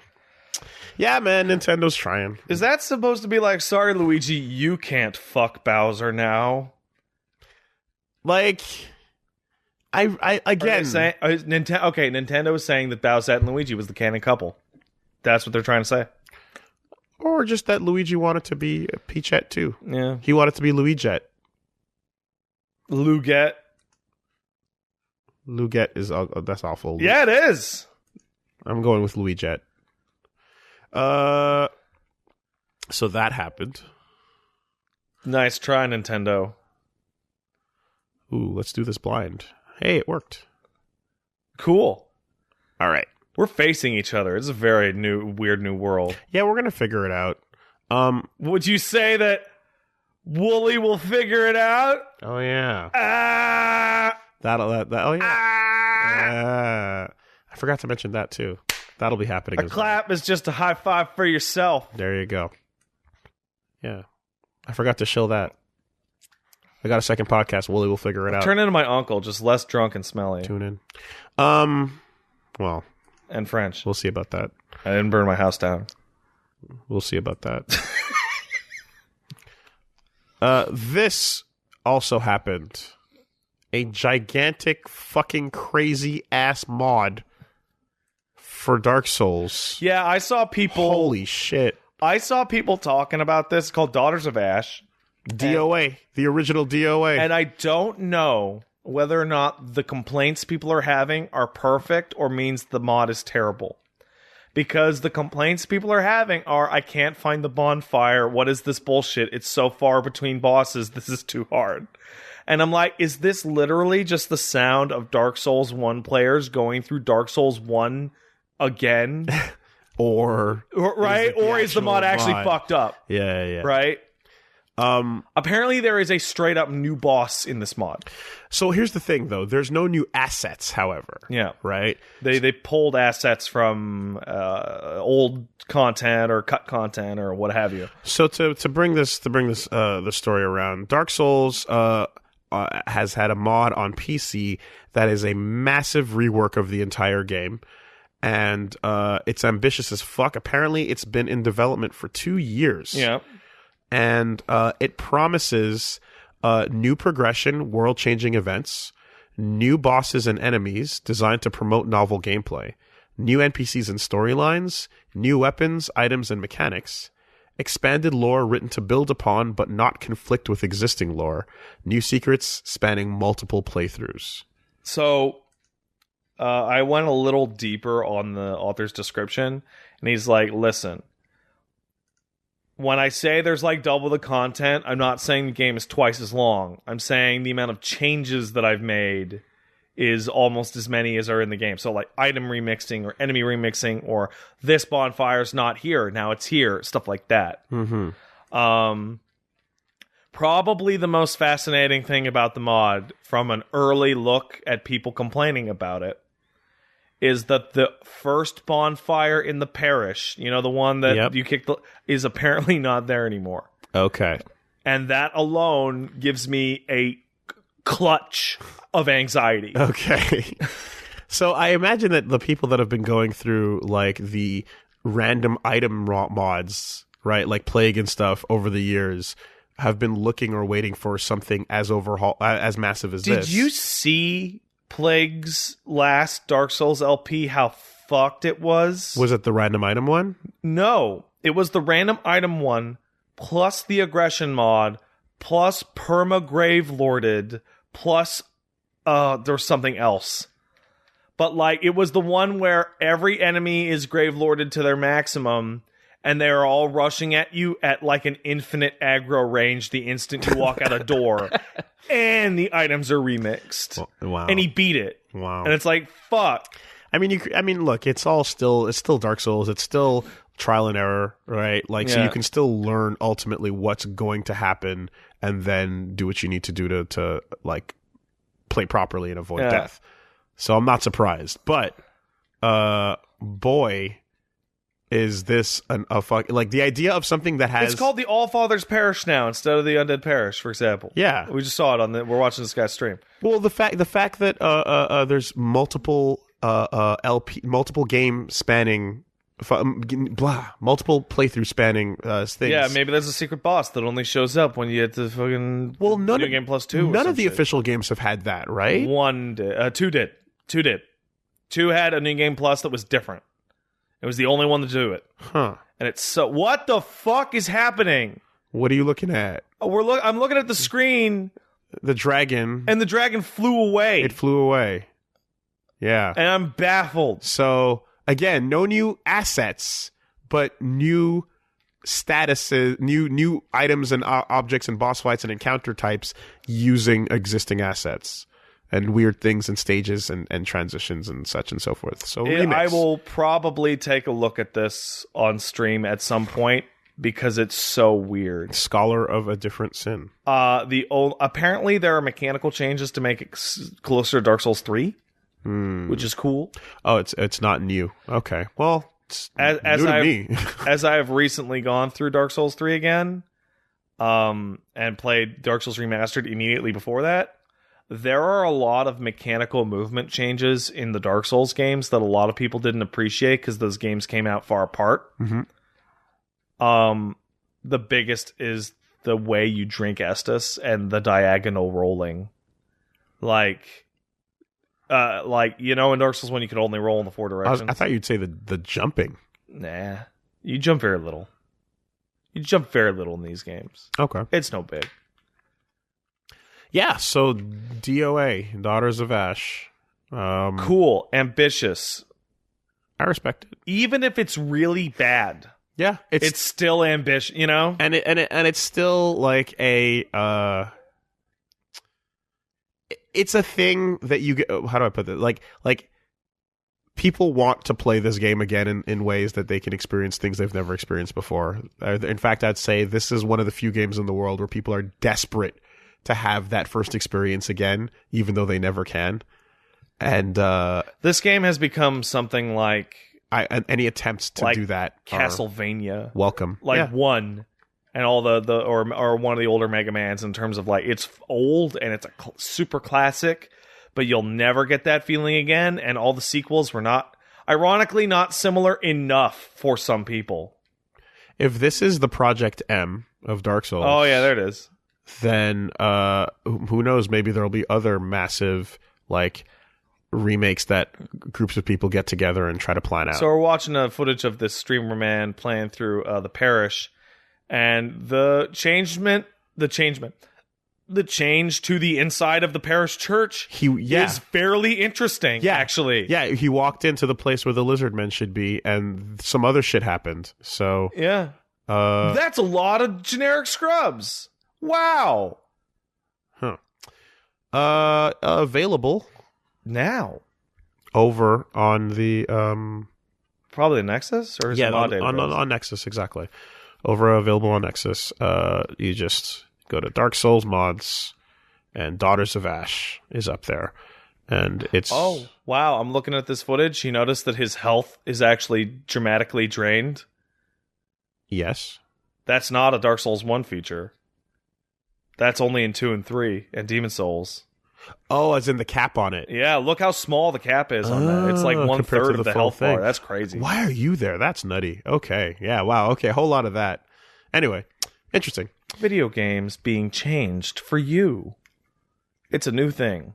Oh, it's because he's cursed. It's crazy talk. Everyone's. Fuck me. All I'm right. stupid. Well, everyone's. I'm fine. dumb. It's okay. Everyone tell me I'm stupid. It's the new thing. They just did. Okay. It wouldn't be a new podcast without. I don't know if it's on the news, but did you? Is the PT thing in there? No, because we've been talking about versions of that for a while. Yeah. now. Well, apparently it's actually done now. So go look up Unreal PT. PT look it up. remade on PC. It happened. It's nearly identical and it's cool. P4R. P5R. P5R. What are you? Well, you're either Persona 5 Rubies or whatever, or Rumble. Rumble. That is the most wishful thinking, I think. Hard cut to me being super wrong and excited in a few weeks, but P5R was a thing. It got announced. We don't know. It got trademarked. People are trying to figure out what the R means. I think it's probably just a remix / expanded content. Yeah. I doubt it would be P5 fighting game. You know what would be really nice? If Atlas lifted their little streaming spoiler ban off of this re-release. Oh. That'd be really nice. Didn't they eventually kind of lighten up? No. They just stopped actually paying attention, but there's no actual official change. The irony, of course, is that German Spy, the person who warned us about it, streamed the entirety of Persona 5 on his Twitch. And no issues? No issues. Okay. But there could be. You know, like, it would be nice to get some kind of official... like safety, because you never know what's going to actually happen with that. Is your ass okay, Wooly? It is. This couch is big enough for me to be able to reposition myself comfortably. Wow. Which is something I always wanted. This is a fucking baller. I love this couch, man. I get to fucking Is that a couch? That looks just like a big chair. I can fucking... Woo, hey. I can get real comfy up here. Now, don't have your dick fall out. No, but if you dick fall out, we're done. People wanted to see feet, now they can. There you go. Show feet. The feet are showing. What about the Peppas? Look at them. They're showing. Oh, what? Audio podcast. Damn. Imagine Wooly's feet. Damn. Now start jerking off, and you're done. There you go.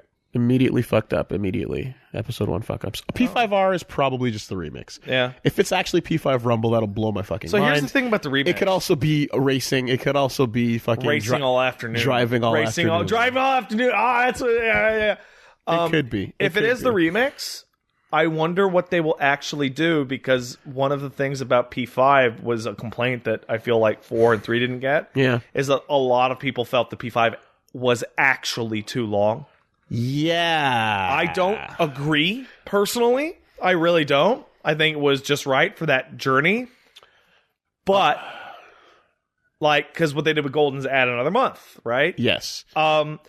If this is an expanded re-release... P5 Golden. Right? If this is Persona 5 Golden, I want a lot of things, but there's one thing that I really want, because they talked about it in interviews. They cut it because they thought the game was too long. I want Hifumi to come back as a playable character. Yeah. Huh. Hifumi Togo is one of the best S-Links in the game. I disagree. She's great. Shut up. No. She has the hair that I like. Okay, fine. There. Is that what you wanted? I'm down for another Persona and another character that has to join in, but then she has to have her whole arc. Yeah, she does. She has to have a massive story about her shitty parents forcing her to already play. does. But then it has to become a dungeon. Yeah, do it. And then it has to be a shogi themed dungeon. Yeah, that's cool. What do you know about shogi? I know it's chess, basically. Yeah. I know that Meruem is really good at it. I know that there's a... Bugman from Hunter x Hunter likes shogi. I know that Shikamaru likes shogi. Yeah. And there's in like Shikacho formation, and you have to protect the king. Shikamaru, you might be the smartest ninja that ever lived because everyone in this class is the best person who ever lived. Always protect the king. That's the most important thing in shogi. You know who the king is? Is Naruto. The king is Naruto. It's my uncle. I don't know. I don't want her as a thing. Well, then what do you want? I don't mind if they made it longer, then like make it so that like it gets longer, but then you also get to like skip shit and make it go faster in some way. It'd be really cool. I mean, all the quality of life stuff from Golden rolled in, right? So mostly on New Game Plus, but still. How about fucking Zwei joins the group? How about that? How about you get to that romance? you get the yeah. How about fucking Get Smoked Kid joins the group? No, all right. We're idiots. You know what it really needs to be? It needs to be FemC. Yeah.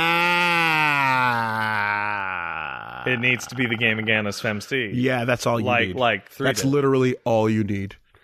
If it was just the same thing, but with... And you can have a really, FemC, yep. really creepy relationship with Sojiro to go along with your creepy relationship with Futaba. Well, it needs to be... Okay, so if you want to get technical, right, it needs to be FemC, and it needs to let both FemC and MC just open... You have the full-on confidant ability on both sides. Yeah. And just fucking embrace it. Just go. Yeah, that's what you do with P5R. Yeah. Yeah. Yeah. And Kamoshida's a goddamn S-Link. Oh, no! Yeah. Oh, man. He's the Pierrot. Oh, that first part gets real bad. Yeah, think about it. A lot of the game's context changes pretty significantly if you just put a girl as the main character. Woof. That's a big woof. Yikes. But, oh, man. Yeah. Also, Morgana being all like, yeah, I'm still all about fucking not you. Yeah. Give me my queen. Yeah. Give me, like, yeah. I don't know. You know, there is one problem I see with that.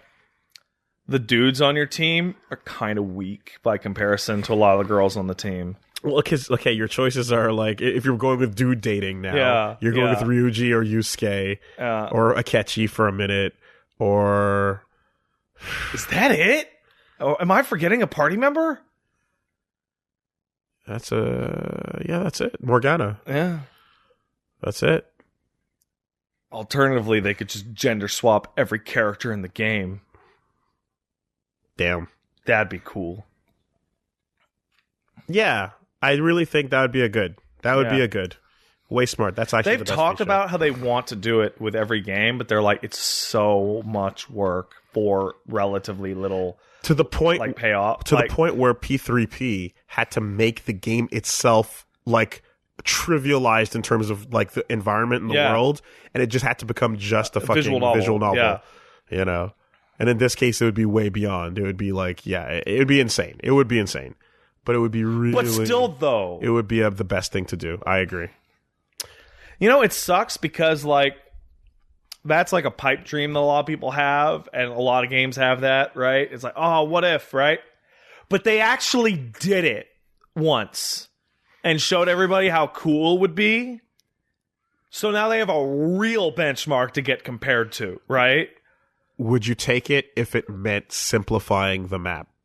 No, I mean, it's still going to release on all current stuff. But that's what you know. There's no Vita equivalent or so PSP equivalent to the excuse of simplifying the map on a smaller console allows them to get away with it while including the FemC route. But now, if you're re-releasing on the same generation, all right. If I can't play as a girl, let me put my penis in Psy. This is the ultimatum. That's illegal. Then I guess she'll have to prosecute me then. What else is happening? I don't know. So here's this thing. It's called Granblue Fantasy. You might have heard of it. I heard about it a little. It is the fastest a thing has started becoming a thing. Yeah.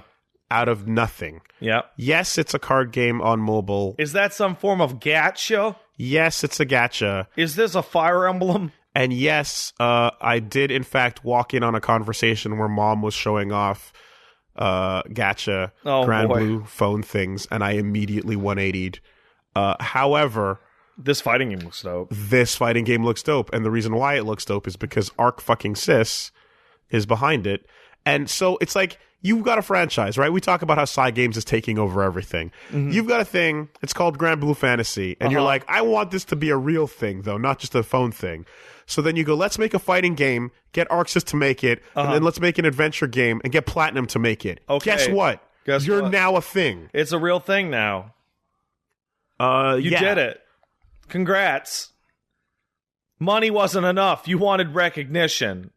And now you're getting it. Yeah. So this thing looks interesting because it's got the same, obviously the same people behind Dragon Ball FighterZ making it look as pretty as it does. But it looks more 3D on purpose, but cel-shaded 3D. Exactly. It looks great. Yes. So this is not trying to emulate like an anime art style with like Toriyama art or Guilty Gear's like style. It's going for something that is more deliberately 3D. And it looks awesome. It's very pretty. It does have the Guilty Gear hit stop thing in effect as well. Yeah. Where it's like deliberately choppier animation at points where it's meant to just like have the impact feel harder. So you're seeing characters like stuck in their keyframes of animation to emphasize certain moments as opposed to being too smooth. But then other animations look perfectly smooth. So watercolor, that's what I'm trying to think of. It looks like 3D watercolor. So Arc Sys knows what they're doing. God, it's so gorgeous. Yeah. Granblue Fantasy versus... and it seems like there's a focus attack style mechanic where you can absorb a hit and return one, and then it leads to a knockdown. Or rather, to a crumple. So... already people are like trying to analyze this trailer and figure out the mechanics and stuff, but honestly this like the way that this is coming out is in such a way of like, I can just pretend the gacha game doesn't exist. Yes. However, there will be a lot of people that are like, no, this person has this character history and da-da-da, and it's like, whatever. Yeah. Is this happening because of fate? If you want to know the true plot, you've got to play the gacha to find out. No, I'm good. No, you've got to put money in the machine. No, that life is behind Pat now. You've got to watch the cards pop out and feel good about the colors. Also reminds me a little of Battle Fantasia. Yeah, a little bit. Well, because of the fantasy aspect. Yeah. Sure. Excited to play this. I'm excited for all Arc System Work games. Exactly. Like. This is the I can't believe I'm going to be excited about 2 Granblue Fantasy games and not at all care about the world or characters of Granblue Fantasy. Let me ask you a question, Wooly. Yeah. This might be a hard question to answer because we love Street Fighter. But is the Arc Sys logo now a straight up more reliable indicator of a fighting game's quality than the Capcom logo? Because I can't think of the last Arc System Works game that I looked at that I was disappointed by in any way. Even BlazBlue, which I don't particularly like, I still go, oh wait, no, there was Cross Tag Battle. Never mind. That happened. There's their Marvel Infinite. Guess what? Cross Tag Battle? Yeah. Is alright. Yeah, I know. I've been playing it. I know it's alright. I've been playing it. But it's like I find myself more excited for... The answer, Arc Sys games than I am for Capcom. The answer is unequivocally yes. There is. Isn't that wild? Yeah, they're on a hot streak and they have yet to fuck it up. And quite frankly, you can also I know it feels like it's a current hot streak, but that's been like 4-year-long hot streak. Yeah, you can fucking drag it back to. Guilty Gear. I was gonna say to Accent Core and to you know what I mean. Yeah, everything post Accent Core was a slam dunk. Every time, both Persona games. Whenever they you got fucking you go back to their earlier guest games with Fist of the North Star and shit. That game rocks. Okay, let's count ball drops. Isuka. Iska is a trash fire. Hardball drop. It's also insanely old. Judgment and Dusk Strikers are wacky, goofy shit. They're fine.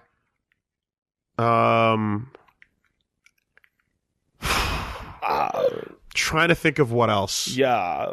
Running really low on options. No, I can't think of anything else. They fucking they crushed it everywhere else. Yeah. Guilty Gear 2 came out, but that's not a fighting game. It's not a fighting game. It was the True Desire. Guilty Gear 2 was really bad. Hey, Wooly. Remember earlier I was like, what game dropped the art style the hardest? Guilty Gear. Guilty Gear went from gorgeous 2D animation to bad 360 era 3D. Guilty Gear 2 is bad. But that's two things we can come up with. Yeah.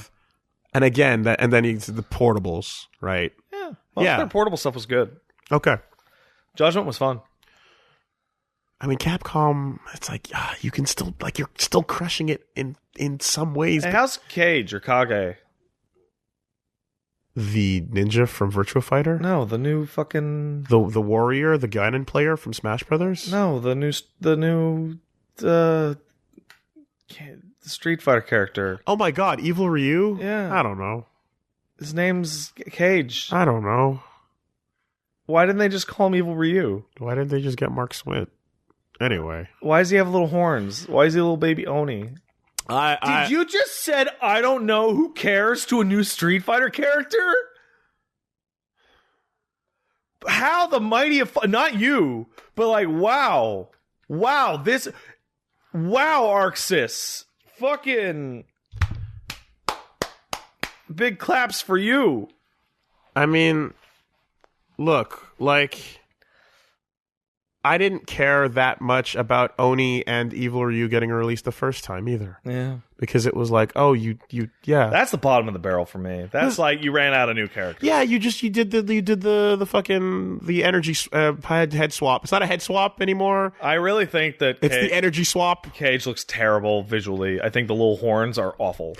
It's it's a fire swap. So we haven't seen fire swaps since KOF 99. Yeah. With the different Kyos, but it's a fire swap. You did a fire swap on Ryu. Like what am I gonna fucking what? Yes, he's got move sets that are like, got like, from a moveset perspective, there's some wacky, interesting things going on. I think he's got like those cool teleports and interesting setups and stuff. Like, I'm never going to not be interested in the moveset stuff. Yeah. But just on a raw, like, new character hype, yay. Especially since like so many of the Street Fighter V like extra cast have been so fucking rad. Yeah. Also, he's got Dan's moveset, but it's not Dan. What? That's crazy. Have you not seen the side-by-side? No, I haven't. I have not even bothered to look. Kage's moves, normals and specials, are Dan. He does the left-hand Shoryuken. Was Dan tapping into something? I have no fucking clue. But it's, Violent Dan. He does the left-hand Shoryuken, right? He does the Gadoken-style one-armed Hadoken. He does the Tatsu in parts with one-hit Tatsus. Yeah. Like, he does the reverse sweep. He does all the normals that Dan does. You know what I just realized in my head canon? You know how Dan throws a one-handed Gadoken and it's terrible? And Ryu and Ken throw two-handed one, and Akuma throw two-handed ones because that's smart. But Goken throws it one-handed. Because he's a beast. So that's the true Dan form. never bothered to try and learn it the correct way. He tried to skip all the way to the end. And he can still and he kind of got it. there, yeah. Even when he does a super, like if his super Gadoken is basically him throwing it out there. Yeah, was properly trained, he might be super good. He still does like think about, again, we've been over this, but it's like he gets to throw out a weak little shitty key thing, and Sean has to use everything inside of him to get one. Well, you do that, and then you go, by the way, Sakura, a 16-year-old high school student that decided to pick up fighting over a summer, learned how to throw a real Hadoken in, 2 weeks? Yeah. And none of this is getting into the extended Dan universe where he gets extra moves in SVC Chaos. Yeah. Including how Shokoken and shit like that. Sakura is a freak. It's weird. Like, you know how we talk about how some fighting game characters are freaks? Sakura has never actively trained ever. Yeah, well, this is where like manga would refer to the character as a genius of fighting, where it's like you're just born with this skill and you happen to come across your special talent. Yeah. But whatchamacallit. Anyway, Kage's Dan. Oh, and Violent Dan. The lore implications are that Dan is doing the true Hado, Satsui no and Satsuken had Satsui no Hado, whatever the fuck you want to. What? We never seen a Gotetsu move list. We don't know. That's wild. We don't know. No, Dan, don't do the Shoryuken left-handed. That's the murder strike. And then it's like, if that's true, doesn't that make Akuma really stupid? That he's just doing the non-murderous Ansatsuken very hard? So yeah, Street Fighter lore is so stupid. And now now the 5's in arcades in Japan, we're gonna get some sort of wrap up all the characters on a disc edition, arcade edition, and then they're gonna announce 6.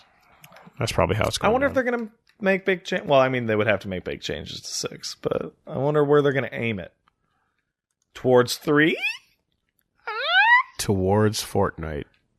Yeah, come on. Bite the bullet. Make Street Fighter 6 a free-to-play fighting game. Just do it. Just do it. Just do it. I said it like before 5 was announced. I thought they should do it. And I think they should do it even more now. Getting a little bit back on topic. Yeah, let's do it. There's, alongside that trailer for Granblue Fantasy Versus, there was also Granblue Fantasy Relink. Which is the Platinum one? Yeah. Yeah. And it's like... shares an incredibly on-point similar art style. Like they're using the same type of cell shading kind of look, just like one step backwards. Like there's just straight up fucking... they're doing it. A lot of cool characters in this. And like they picked the right 2 companies. Yeah, they did. You know, in that little demo, like one boss fight area, you kind of get a feel for like how the combat's going to go, and you can see how this is post near Platinum. Yeah, you can see it in the gameplay. Which Backum. Is there any gameplay in the trailer? No, I guess not. There's not. All right.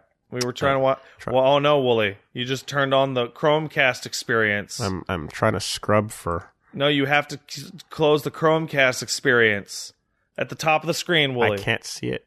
You can't see it? What are you doing? Okay. Are you doing this blind? I'm doing it blind. You need to duplicate these monitors. You cannot do this. The fucking. Here, I'll fix it. You cannot do that. I'll fix it. This will be a disaster. It's been fine until now. I'll fix it. Okay. Anyway, the fucking Platinum game, like they continue to be guns for hire, so you know we get it. That'll always be Platinum's fucking MO. But what I'm wondering, I guess, is like, were they kind of told to go full on character action with this? Or were they told to simplify the experience? Well, considering it's an RPG, they probably simplified it a little bit. This looks... There's a trailer here. We're watching the gameplay thing. Yeah, the new gameplay footage of Granblue Fantasy Relink is the name of the Platinum game. This looks hot. This looks real good. Also, you have a whole party? Yeah. And they fight with you. And they do shit. And when you fight bosses, like, they all do shit. This looks like Platinum's Dragon's Dogma. Or anime. I wonder if some of those... This looks fucking hot. I wonder if any ideas or things from maybe a giant game with beasts in it might make its way into... No, I don't know. There's no reason to believe that. I'm just like... I'm just wondering if they're ever going to use anything from fucking Scalebound ever. No. Is it just absolutely 100% gone in every way, shape, or form? Probably. Well, anyway, yeah. Like, By the way, in related news, Dragon's Dogma was announced for the Switch a few hours ago. that's on the docket. Oh, is it? Yeah. Wow. Granblue Fantasy Relink. It's fucking there's platinum games happening in a roundabout way though that might not be obvious. This gameplay trailer is hot. Yeah, it looks fucking cool. I'm seeing a lot of influences from old classic games I like. Like there's just a smidge of Vagrant Story on this. And I know that I'm not going to care about the world of Granblue Fantasy. That maybe you will. Maybe it's really interesting.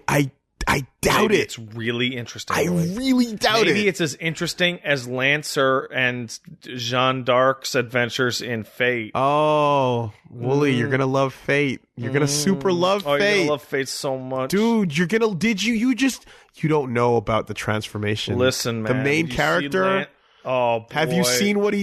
Have you seen? Oh, dude. Oh, man. There's a big black guy. Oh, Wooly, you're gonna love the big red. black guy. So cool. And then the magic people are like, you have to do the fate for the chalice. And then no, she's a punch magic. girl. You're gonna no. So yeah, that's Granblue Fantasy. Despite the insane popularity of Fate, I feel like Fate lovers are like desperate for some kind of more mainstream recognition. It's like Toho. That emotion makes me feel, even though I don't know much about it, that it is actual anime trash that is really popular, that no one wants to admit is anime trash, and that they're like, no, see, look, it's not anime trash, look, I promise.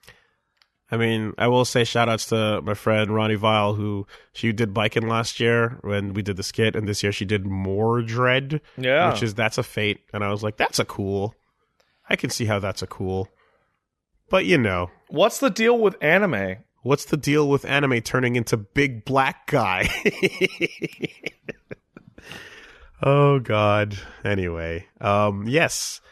Please look forward to Platinum Games. Granblue Fantasy games. Doing Platinum Games. And also, go look at the bosses to see where the Platinum happens. Because, see it. Running around the world and killing things is all good and fine and dandy. But we also know that Platinum there's a Korra Platinum, and there's a Ninja Turtles Platinum, there's a Transformers Platinum. Transformers Platinum's all right. But go check out those boss fights to see some stuff. There's a lot of colorful effects happening in this boss fight. Oh, it's not a sigil fighter, but it's close. Yeah, it's close. And here's the other thing. What's that one? You hit the Chromecast thing again. Well, shit. Why you do that? Okay, so you know how Code Vein? Yeah. Okay, but now Granblue. Yeah. Out of my way, Code Vein. Uh-oh. Wait, how you weren't in my way. Uh-oh. Out of my way, Code Vein. Again, stop getting into my face. I mean, it's there, and it's a different thing, but, it's not a different thing. That's the problem. But Code Vein is slow and soulsy. Is it? Compared to Granblue. But not compared to Dark Souls. Yeah, well. Dark Souls characters with anime heads. Yes, as you briefly mentioned, and as is in fact confirmed, Dragon's Dogma Dark Arisen is going to be on the Switch. Their masterworks all. You can't go wrong. I said it. Now, if you were to ask me, I would have said that I felt my impression of this game was too big for, well, no, that's not true. It's an old-ass game now, isn't it? Yeah. 2009 or 10. And the pawn system and stuff allows you to... Yeah, okay. Yeah. No, fair enough.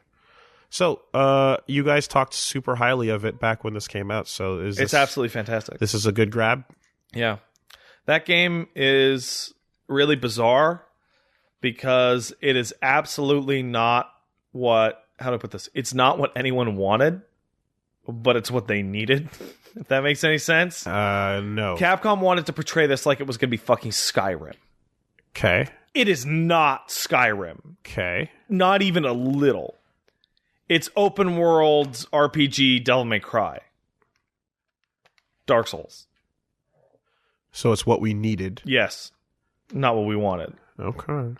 That game is fucking rad. There's also now Dark Souls on the Switch as is, too. Yeah. As that's a bad version. You want to play Dark Souls 1 if you have any other version you can play. Don't play the Switch version. What if I want to play it on the go? You already play Dark Souls, so that's fine. Yeah. The audio is really compressed. Does this have the Berserk in it? Yes. Good. Oh, wait, no, it doesn't have the actual Berserk armor, because that was a movie tie-in. But if you're watching this trailer, you can just see the Berserk all over. Mm-hmm. But the official Berserk was also in it. I am still, to this day, convinced that this was supposed to be a licensed Berserk game at some point. Maybe early. Because the monster design, there's monsters with sigils on them that look just like the brand. There's a Casca. The plot. I saw a Casca. All the characters look like Berserk characters. But why? Here's the problem, though. Berserk came back, quote unquote, right, to relevancy with its current, unfortunately terrible media and stuff. But no game stuff there was that outside Dynasty of this. Warriors one. Like 4 years later. Like, people are hungry as fuck for Berserk game. And nothing. And that comes... April 23rd. That comes out the day after my birthday. April 23rd. Wow.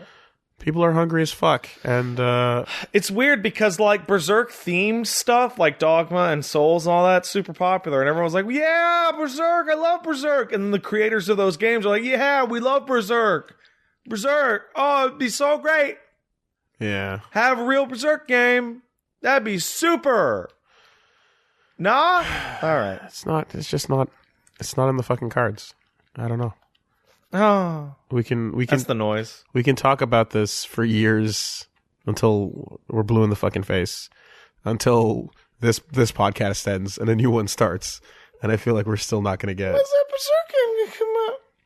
Because and also there's never been a truly great Berserk game. That Dreamcast one's fine. The PlayStation one. The PlayStation 2 one is really good, and then mediocre, and then turns into an absolute fucking slog. Then the Dynasty Warrior one is really bad. The best Berserk games are the ones that you turn into Berserk. Yeah. That are not. Because everyone's got a Berserk sword. Hey, look, I've got the Berserk sword. It's clearly the yep, done. I did it. Devil May Cry 5 demo for the Xbox One is going to now be over. Over! If you missed it, gone. Unless you downloaded now. it already, then you can keep playing. But fear not, because a new demo is about to come out. A new and different demo, possibly including more than one character. That's just a guess. There's no reason. Yeah. So no actual details given just yet. However, all they really have to say is that the new demo is going to be on both consoles, PS4 and Xbox One. Yay! Sadly, no PC. Probably optimization stuff still working on that. They never join along when it comes to this stuff, you know. But February 7th is that hard date. Mark your calendars. I'm excited that it's two tastes of the game so close together.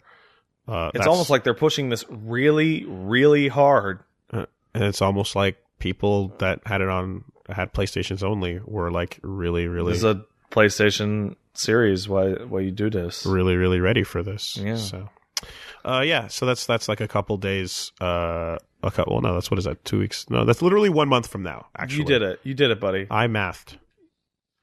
That's happening, but for every piece of good news, there is also a bad or mediocre news. No, bad. Bad? What do we got? Bad.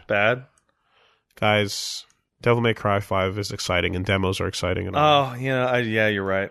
But there's no cock jiggle.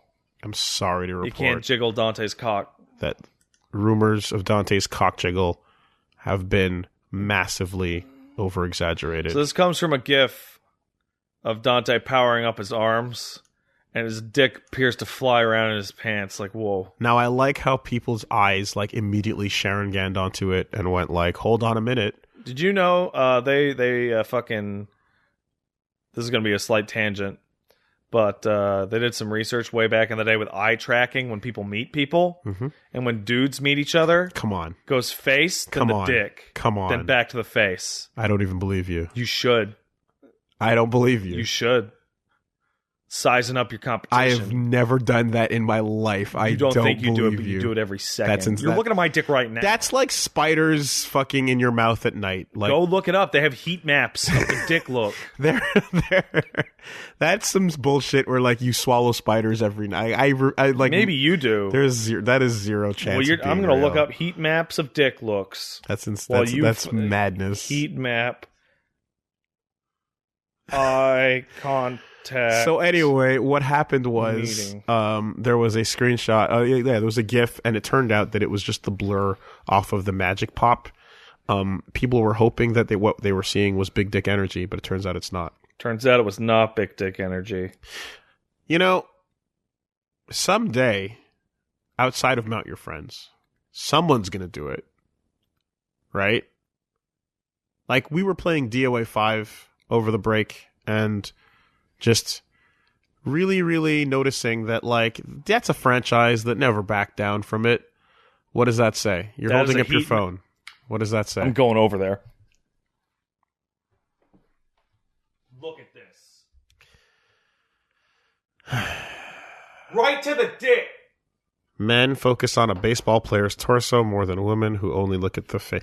Okay, you're talking about the way people look at a screenshot of a person? Yeah. That's not like walking up to meeting somebody for the first time. Yeah, that's it is. a completely different thing. If you're looking at a photo of someone... Right to the dick. Okay, that's... Way to move those dick-based goalposts. If people were walking up to me saying, hi, nice to meet you, shaking my hand, turning their head down... and it's like a little glance when you're not looking. That's not even remotely the same. Right to the dick. So one day, some game is going to do it, and we don't know which, and we don't know when it's going to happen. I am... But DOA 5 never backed down because we were playing it and forgot that they had the mode on where, sure, age is gone. Yeah. But instead, you can shake your controller at any time and during the win poses and fucking... I'm sure there's already big flappy... Oh! Dante's Inferno has it. Wait, really? Yeah, the devil has a big, super long black cock that's flying around during its boss fight. Oh, well, sure. But I guess what I'm actually thinking of is like covered, clothed... Yeah, you're thinking of the subtle dick jiggle, yeah.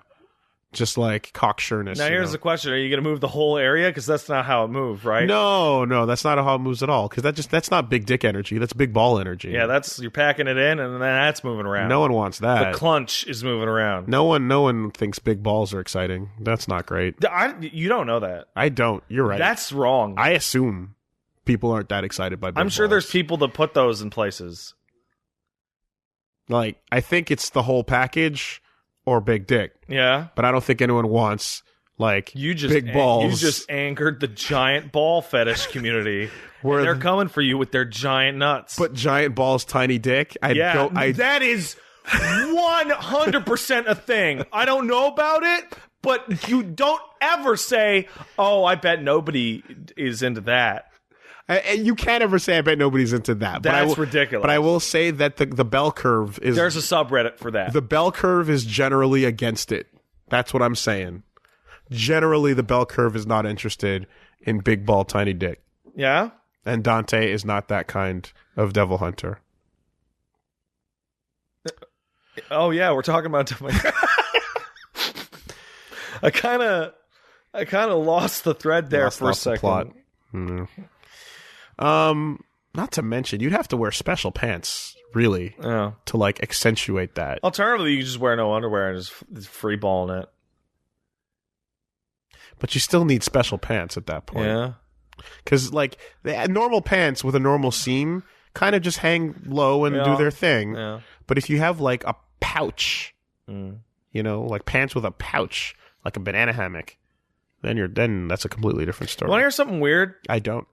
So when I was at MagFest and I like desperately had to take a piss during the meetup, I got confused going to the urinal and tried to pull my shit out over the top of my pants. But not lower the pants either. Just a full drag out. Is that what happens at the 6th or 7th hour? Yeah. And now I got a little bit of it out and was like, wait, what am I doing? So I should just unzip my pants. I've done that before. I'm not going to lie. Yeah. Yeah. Sometimes I've done that. Yeah, it's stupid, right? Well, sometimes it's legitimately easier. It actually, like, I have worn certain types of pants where I'm like, fuck it. This was this pair of pants with the belt and everything. Yeah. Just trying to drag it over the belt. Yeah. And then I can't even. I'm like, what if it get caught on the other side of the belt? Then the meetup's over. Oh well, okay. If you're fucking trying to dodge belt buckles, then then you got you got a problem. Locked in. No, that's no good. Because I had there's a time when I was wearing like a sort of military issue pants. Yeah. And instead of a zipper, they have buttons. Yeah. And I was standing at the urinal undoing the buttons. That's awful. And it fucking sucked. It sucked. Were you in a hurry? A little bit. All right, mild hustle. And so mild hustle was not fun. So I was like, fuck this. And I just went over the top on it. Hey, let me ask you a different question. Let's just go fully onto this discussion. This is better than video games. I can think of...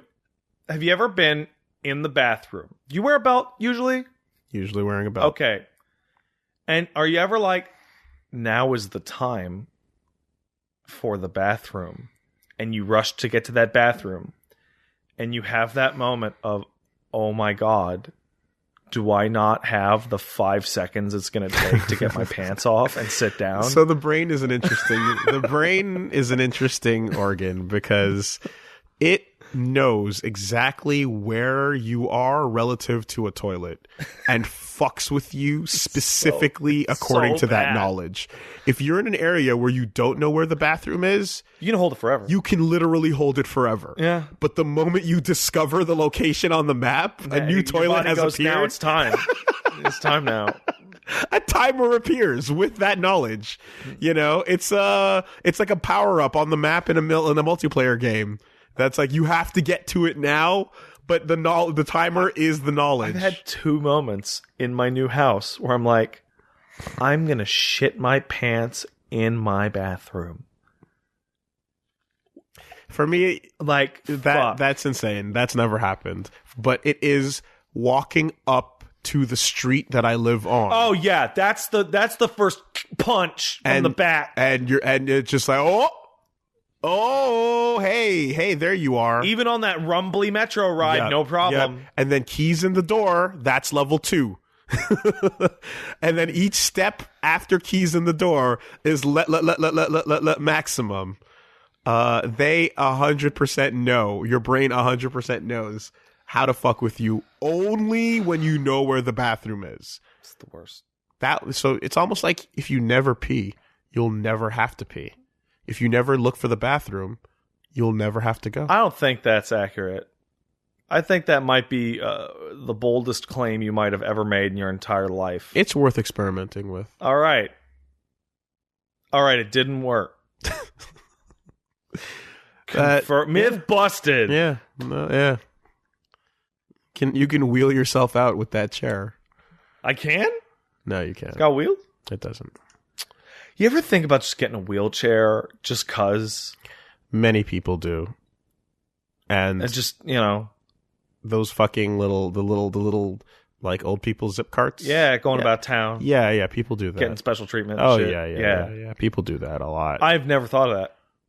Not once. Not ever. And it's bad if you think about that. That's bad to do. Don't do that. Head on down to Walmart. Yeah. Here's one. Never thought about that. It's a stupid thought to have. Panzer fucking Dragoon. Out of nowhere. Panzer Dragoon remake and Panzer Dragoon 2 Zwei remake. Out of nowhere. Announced by Forever Entertainment in partnership with Sega to co-create and publish Panzer Dragoon remake and Zwei remake. Listen, I absolutely love Panzer Dragoon. Me too. I don't care. Do Saga. Panzer Dragoon Saga has been played by no one. I don't think anyone's arguing that. I think it's one of the greatest games ever, and no one's ever played it. You know, I don't think anyone's also played that Xbox One Kinect one that was like not Panzer, but also basically just Panzer. Yeah, that game's not good. Oh, I played it. It has. It's not good. It had some stuff. I didn't mind No. it completely. We had it in for a second. I was like, yeah, all right, I see what you're doing. Okay, well, I'm coming at it as like a snob. I forget what it was called, though. As a Panzer Dragoon old fan. Yeah. Bleh. I forget what it's even fucking called, though. But yeah. Blazing Dragon? Something like that? It had the word dragon in it. Something like that. Yeah. But yeah, this is cool. This is good. Here's the rub, however. What's the rub? Forever Entertainment. Does that name ring a bell? It doesn't. Well, Should it? It might, but the reason why it doesn't is because when you go and look up their previous works, their previous works include Fear Infect Reinvented. And Fear Effect Sedna. And that does not install confidence. Or instill confidence either. Instill or install. Yeah, that's yikes, you know? Yeah. That's a big Here's the thing, though. What's the thing, though? Panzer Dragoon is a very simple series. It's a fucking flyby shootable. It's Star Fox. It's point the cursor at the shoot bangs and do it. It's literally just Star Fox for Sega platforms. Which makes me think it's not that easy to fuck it up. You'd be fucking shocked how easy things are to fuck up. I'm trying to be optimistic. No. My smile and optimism is gone. I say with a smile. Yeah. If it is at bare minimum Panzer Dragoon with an upgraded fucking texture. Panzer Dragoon 1's pretty good. Like Panzer Dragoon 2 is fucking rad. You ever play much of 2? I played a little of Orta. Okay, because 2's big thing is that depending on your score, your dragon morphs into different dragons. Right. And it's awesome. And changing where you look and shit is great. Honestly, I'm hoping that it can be saved by the simplicity of the genre. Mm-hmm. And Star Fox got fucked up because of a control scheme that it didn't need, not because of anything else. Right? I forgot that game existed. Yeah, well, you know. I'll be real, I forgot almost I have almost completely forgotten the Wii U. Sure. I mean, there was also those little fucking tunnel games that they weren't necessary. But ultimately, the control scheme was what bummed everybody out. Not anything else that much. So I'm hoping that the simplicity of Panzer Dragoon can make this good. But yes, Fair Effect and Sedna and Reinvented are not the pedigree that you tend to hope for. Then again, Life is Strange was made by Remember Me.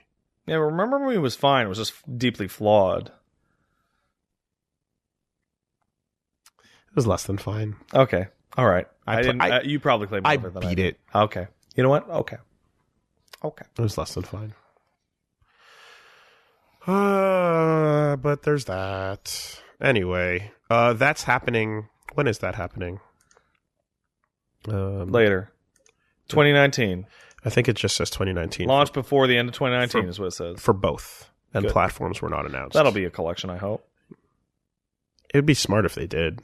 Because, if they release it like one and the other, it's like, you're only doing this because nobody wants one. Everybody wants two. Also, isn't it like an hour long? Yeah, but it's a Star Fox, so it's like, yeah. But 2 gives you way more replay value because of the score stuff and the dragons. So it's like Zoe 1 and Zoe 2. Something that we did see over at MagFest that is actually a news item, and I was like, when someone brought this up to us and it was like, hey, sign this thing, and I was like, what the fuck is this product?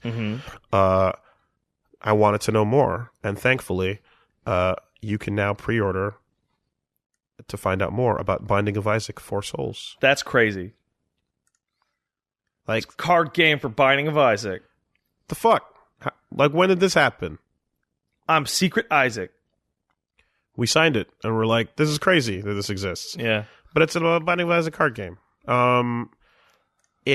What is it modeled after? What type of game is it? Well, that's the thing, is I don't really know. But what it says here is that it's got 340 cards, 100 custom coins, a D6 and a D8, and a rule book. Okay. No map. No map. Okay. So that already tells you a lot. Right? And I guess the cards are just the way it plays, right? Mm-hmm. Cards are probably locations and rooms as well as like items and shit. What we have? Yeah, you have your little money bag burlap sack. Mm-hmm. It costs $40 USD. Yeah. And it will begin shipping sometime this month. Mm-hmm. But yeah, like I haven't actually looked up the history of the rules or anything like that, so I'm not 100% sure. But cool. Studio 7 iGames. I'm gonna do no rule set on the official part on the Darn. official. Strange. That would let you copy it and make bootlegs. Well, I can. My brain can wrap its head around Isaac being a deck of cards because that's kind of like, you know, there's already a highly random element to the real so fucking game. random that you just have a couple of decks, and I imagine items are a deck, devil deck, angel deck, what have boss deck, you know, and so on and so. I imagine forth. one of the decks is rooms. But how do you? But do you just roll to survive? Oh, That's that can't. Yeah. Anyway. Well, anyway, that's out there for anyone interested in finding out. That's Binding of Isaac Four Souls, the card game. Oh, that's a big yawn. Yeah. Oh, glad we're back to podcast and sleepy. Well, It's a great idea. not every story is going to hit on something you give a fuck about. No, I'm sleepy because of the sleep. You sure you're not sleepy because of Yaiba? What? Shut up. Yaiba. Who remembers Yaiba? I do. There's a fucking missed opportunity. So Yaiba, a.k.a. Ninja Gaiden Z, has been trademarked again by Tecmo Koei. Whatever. A possible new release will be announced in the near future. There's one good thing in that game, and it's really amazing, but none of the rest of it's remarkable at all. Would that one thing be Ryu Hayabusa? No, close, but it's the fact that Ryu Hayabusa kicks your goddamn ass. Yeah. Because of course he does. He's the super ninja Ryu Hayabusa. Yeah, no. Out of nowhere. Unexpected Yaiba. And let's not forget, of course, that the original release featured the highly requested tie-ins with what the fuck is it called? I don't even know what the fuck you're talking about. Mighty Number 9. Did it? Yeah. Shit. Yeah. Wow. Concept. Inafune's legacy continues. It totally happened. It was 2014. What a fucking masterclass in how to teach people to make your name dirt. From the sounds of things, internally, people were just waiting on that pot to bubble over. Yeah. It was kind of like just a matter of time. Yeah. And you had those little things like the Kamiya tweets. I was just thinking that. The Kamiya tweet, But that's the most public one. The Kamiya tweet, changed contexts 3 or 4 times. That's the most public one. But there were private ones as well, where people were kind of just just you wait and see. There's some private, Inafune can suck my ass ones. Hey, man. Yeah. I paid so that he wouldn't die. I paid to stop him from fading away. And then you're like, maybe I should have not done that. Maybe he should have fucking faded away. Fade away faster, old man. Fall off your horse. Tell him to fade away. You tell him. Fade away, asshole. Shit.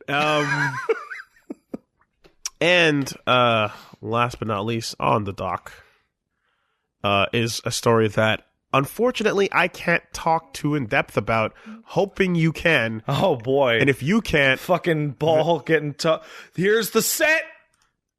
Where's the spike? Into the Spider-Verse. Oh, what? Into the Did you not see it? No. What? I didn't see it yet. It's great. I've been unable to do a lot of things. It's fucking great. I'm going to. You're nuts. Well, I've been occupied. Fair. It's 2.5 hours. Are you staring at this rig in front of you, sir? I am. This took 20 minutes? Yeah. Give or take. Yeah. Yeah, I got to get around to it. I know it's really good, but this is how you never played through Arkham Asylum. Hey, do I have to leave the house to see it? Yeah. Yeah. Well, maybe. Depends what your quality threshold is. You good with a Russian bootleg? I'm not. See. Especially since I know it's good. It's good, and it was really long. Well, and it needed the length. Yeah. No, I hear.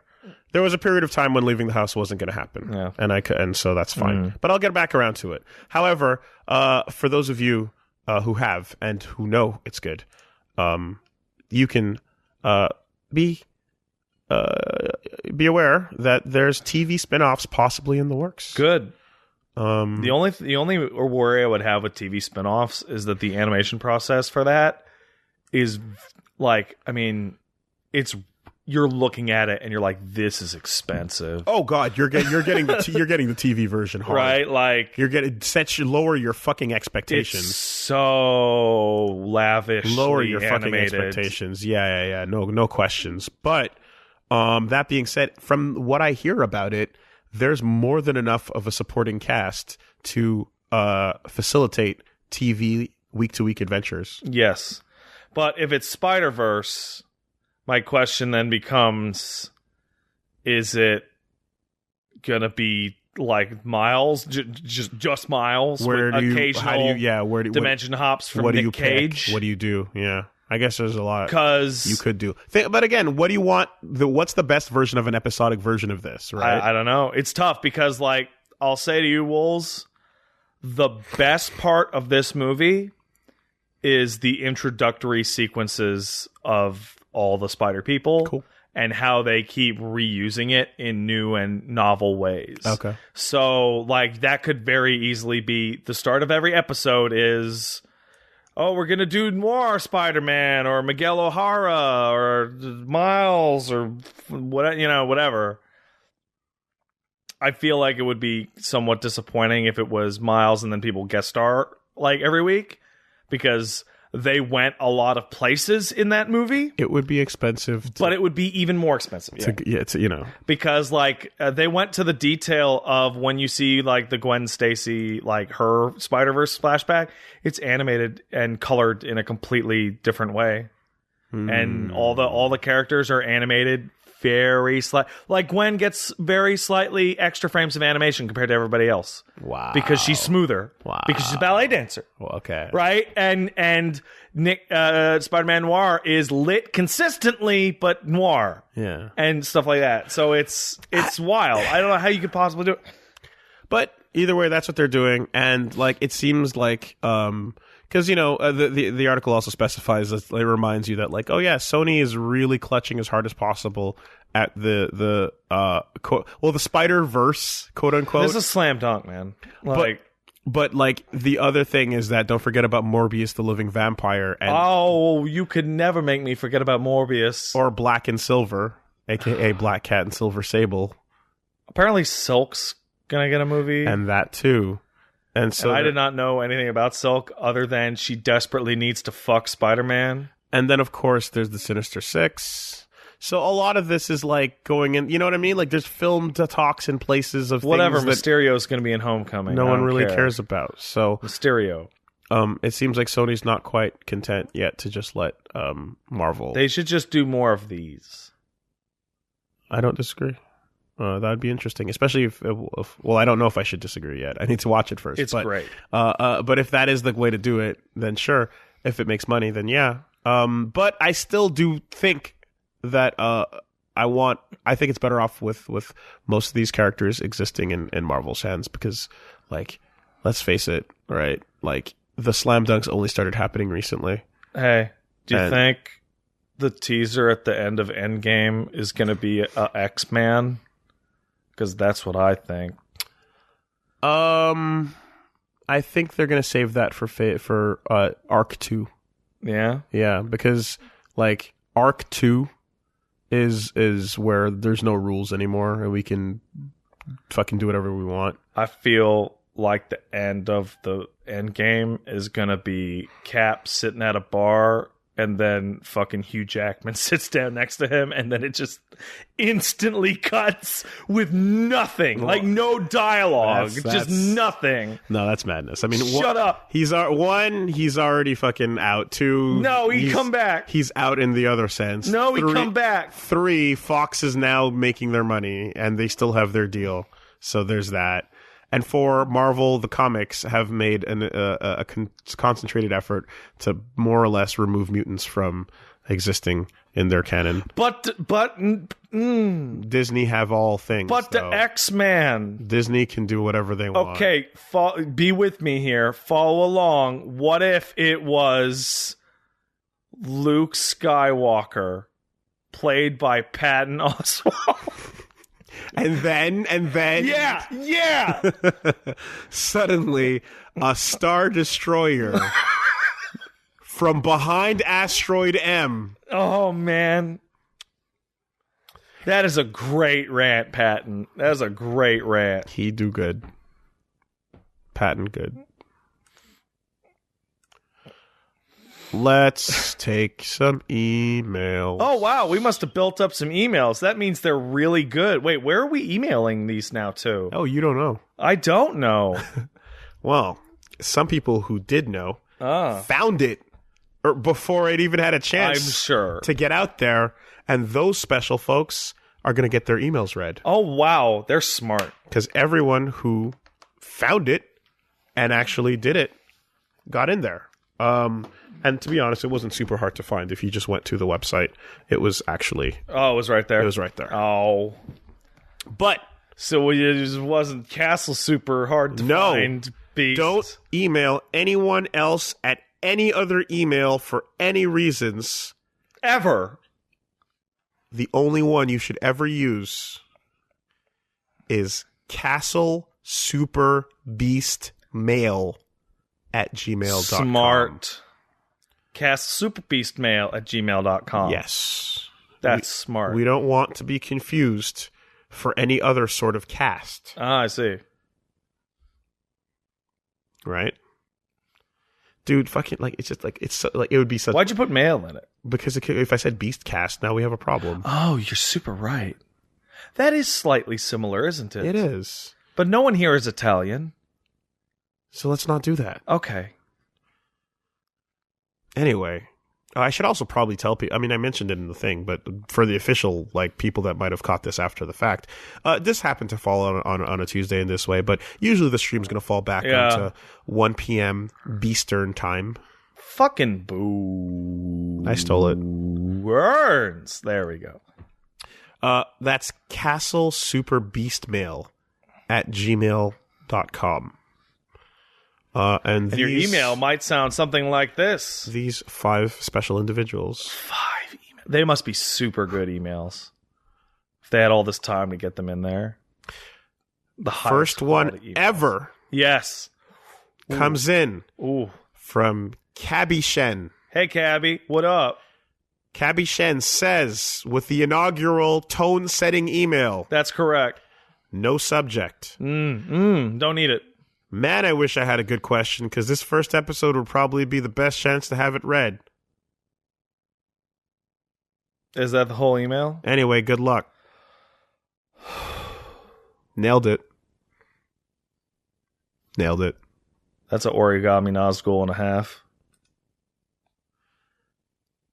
Good start. Good start. Oh. All right. Now I'm getting anxious. Sam. Hey, Sam, what up? From Edmonton says... Hey, how's E-Town? Dear Castle Lords. Yeah? Since you two are now the foremost experts on castles that I'm willing to listen to, what kind of castle should I buy? Should it be an early medieval English castle out of the country, or an Italian Renaissance castle? Would that be a better idea as an entry-level castle? What kind of gate should I get for it? Square or octo? Sanwa or Seimitsu? Yeah. Keep on beasting, and we're all rooting for you to fail. All right, depends what your primary need for the castle is. If you want a castle to be fancy, you want to go Italian Renaissance, you want to go as late in history as possible. You want to be fancy, you want to be comfortable, you go for something like Chateau Frontenac, right, down by Quebec City. It's just a pretty house with stone, right? If your worry is people coming in to murder you, you want to go as early as possible. You want a portcullis, you want a moat, you want a drawbridge, you want all that shit. You want a self-sufficient internal economy. You want a field around it. The peasants. Depends on your need. See, I go the complete opposite way with it. I completely say the castle is irrelevant and doesn't matter. Okay. The imagery that has been so far associated with this brand has been Irithyll. Yes, brand. And that makes me think and want to emphasize that it's not about the castle, it's about the location. Whatever kind of bullshit fuck castle you have looks fucking rad if it's on a cliffside. Yeah, cliffsides are cool. If there's a nice city surrounding it in the lower area, if there's some sort of better than them vibe going on, oh, that's a good one. You're already winning. Do you want to live above? It's not about the castle. It's about where the castle is. You want the lower classes to literally be beneath you. I don't give a fuck what kind of castle you buy. I give a fuck where you buy it. That's me. That's what I feel. It's a good castle you can buy off the coast of France on a little island. It's got the moat. Sorry, no moat. Does have the wall, that's good, and it is a little older. It does have the lower city kind of aspect that Willie's talking about, and it's about 10, 15 miles from shore, which you can cross on land during low tide, but not during high tide, which makes it an ocean moat. Forget the name of it. You can look for little castle towns off the coast of France. You can probably find it. That probably is the best synthesis of me and Willie's ideas here. Ultimately, you can rest assured that Castle Super Beast itself contains all of these features. Yes. Also vampires, because they're hot. Hey, Super Beasts. Bodhi says... Hey, Bodhi, what up? Oh, yeah. Just putting it out. You guys' advice recently regarding pulling trigger on projects you want to get done has helped me out a lot. Hey, that wasn't you guys. That was me, Bodhi. No, I said that too. Oh, okay. I said that to you. Okay. Me and a couple friends have been tossing around the idea of starting a local for fighting games in Arizona, and because of your advice, we decided to go through with it. Yeah. Now we're sitting about a month away from our first tourney with 97 people interested. That's good. Thanks a million. Wouldn't have been able to have the courage without you guys saying what you did. Now my question is, as a new TO, what's some advice you could give to running a successful tourney and the things you guys love seeing at tournaments? All love, Bodhi. When that guy with the Red Bull shows up and says he can handle the money, do not trust him. Don't do that. P.S. Would love a plug if you could, but don't feel obligated. Guard Crush Gaming is the name of our page on Facebook. There you go, Bodhi. I mean, there's a lot, and this can go on for a very long time. Yeah, this is quite a big question, very broad. But just, I'm going to try to summarize rolling off the top. Make sure that the person running your stream is competent and capable, and is not going to fuck you over in terms of bullshit disconnects or who knows what. There's a million ways you can get fucked over with a stream. Make sure you have an experienced streamer archiving it for you and broadcasting for you. Make sure that your commentary people are... I mean, it's your first tournament, though. Never mind. I'm going crazy with that. That's way too far. Sorry. It's your first tournament. That's way. Most important thing is...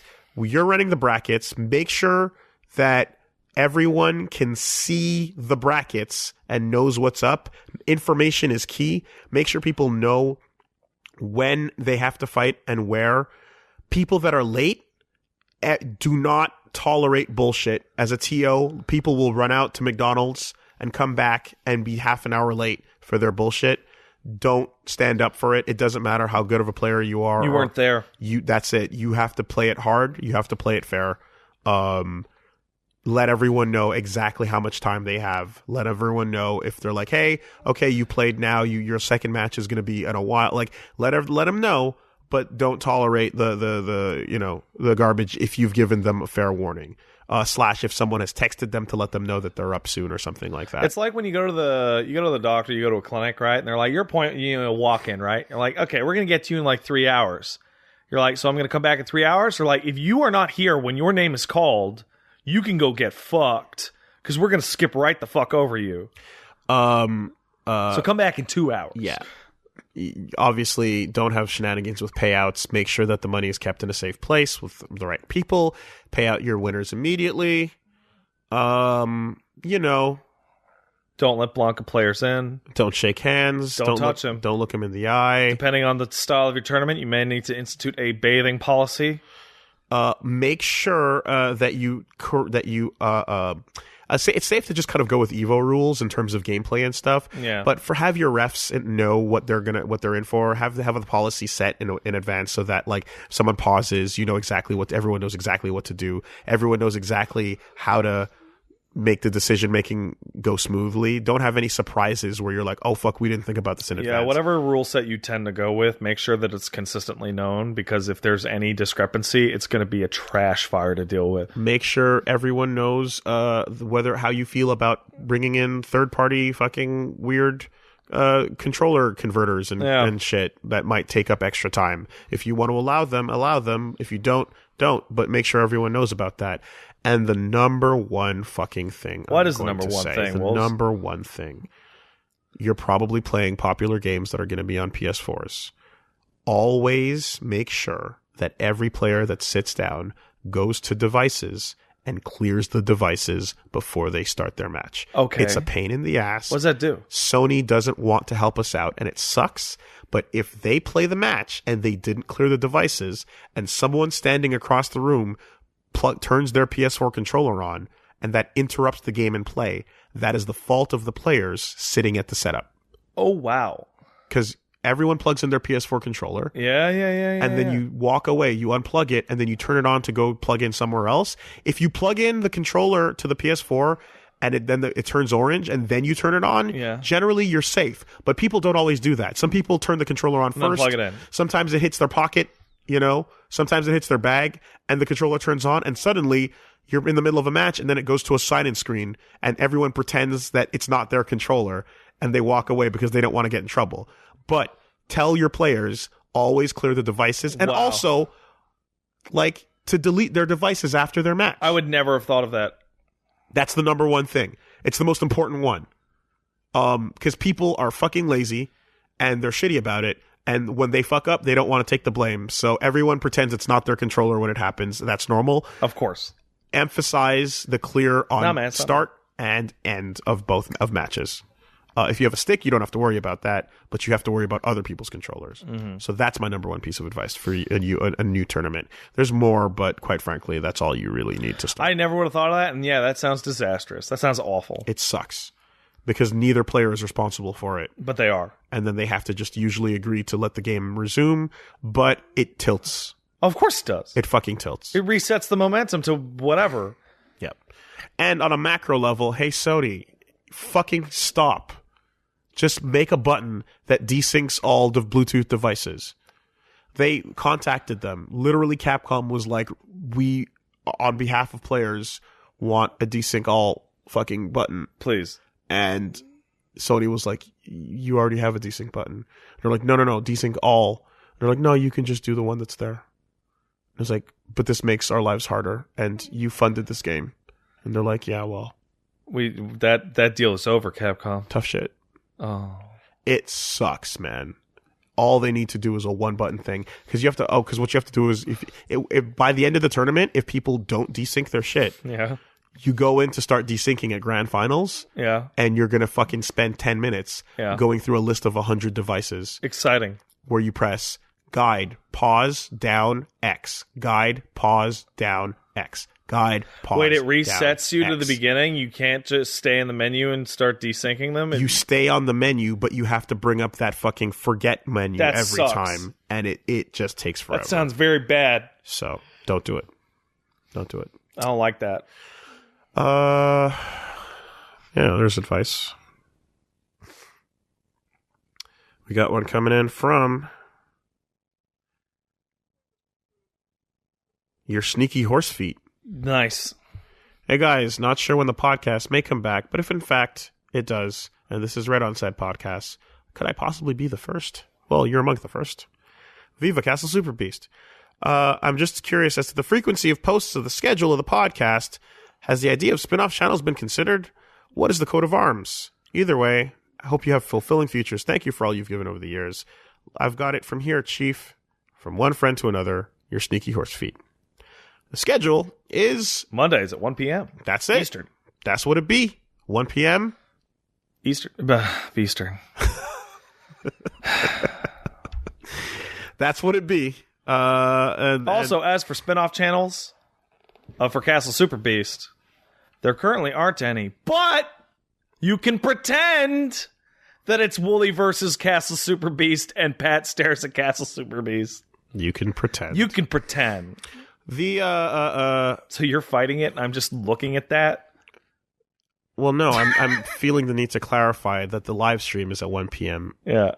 The podcast is technically a Tuesday podcast, which would be released, but oftentimes it will come out late at night on Mondays. But don't expect that. If you're looking at your RSS feed waiting for shit, Tuesdays at noon is the official. That's the official. So get it earlier, that's a bonus. But yes, and as far as how are you gonna get it up at Tuesday at noon? Today. I can get it up anytime. No, seriously, you'd have to time travel back in time to get that up now. Well, fucking guess what? First episode. Nobody can get it up back in time. First episode, fuck off. Damn. Fuck off, C's. Damn. Yeah, and then beyond that, no, it's the Pat stares at and Wooly versus thingamajiggers. Just type those in on an internet. Yeah. But yeah, I mean, like, you can come over and play a game sometime. Yeah, sure. Okay. I have one in mind. Oh, yeah. Yeah, that one. Yeah, that one. Cool. All right. Yeah. Oh, so we're doing that? Okay. Yeah, that's good. I like that. Dare, Virgil, and Ponte. I don't like that. Fuck it, I tried. Yeah, I know, right? Firstly, depending on the time, I'd like to wish you both a happy holidays and happy new year. Thank you. Good health finds you and all your loved ones. Hope, thanks for all the content you shared, specifically the fairly recent playthrough of Devil May Cry series and Ninja Theory's attempt at a reboot. Such it reignited my affinity for a set of games that I had not taken a crack at in years. Found that your run in DMC3 made me want to pick up the HD collection and give it a go. Mm-hmm. For a tad more than 2 months, I played little else and got so invested, getting high mission rankings and platinuming the special edition. Tore through it as well. S ranks on every mission. Good for you, man. Heaven or hell, hell and hell. Cleared the Bloody Palace with all 5 characters. Wow. I imagine I'm like you. I'm eagerly awaiting the month of March for the 5th installation. That's correct. I'd probably have left. I had such a blast playing through the prior games. I probably would have left alone if not for the videos that popped up in my subfeed.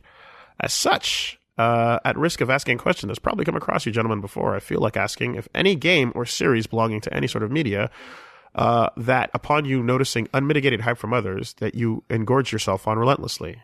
Here's to a good future. All the best. I've told the story before, but Demon Souls players shitting their pants in excitement for Dark Souls is what got me to go back and try Demon Souls like 4 different times and finally crack through.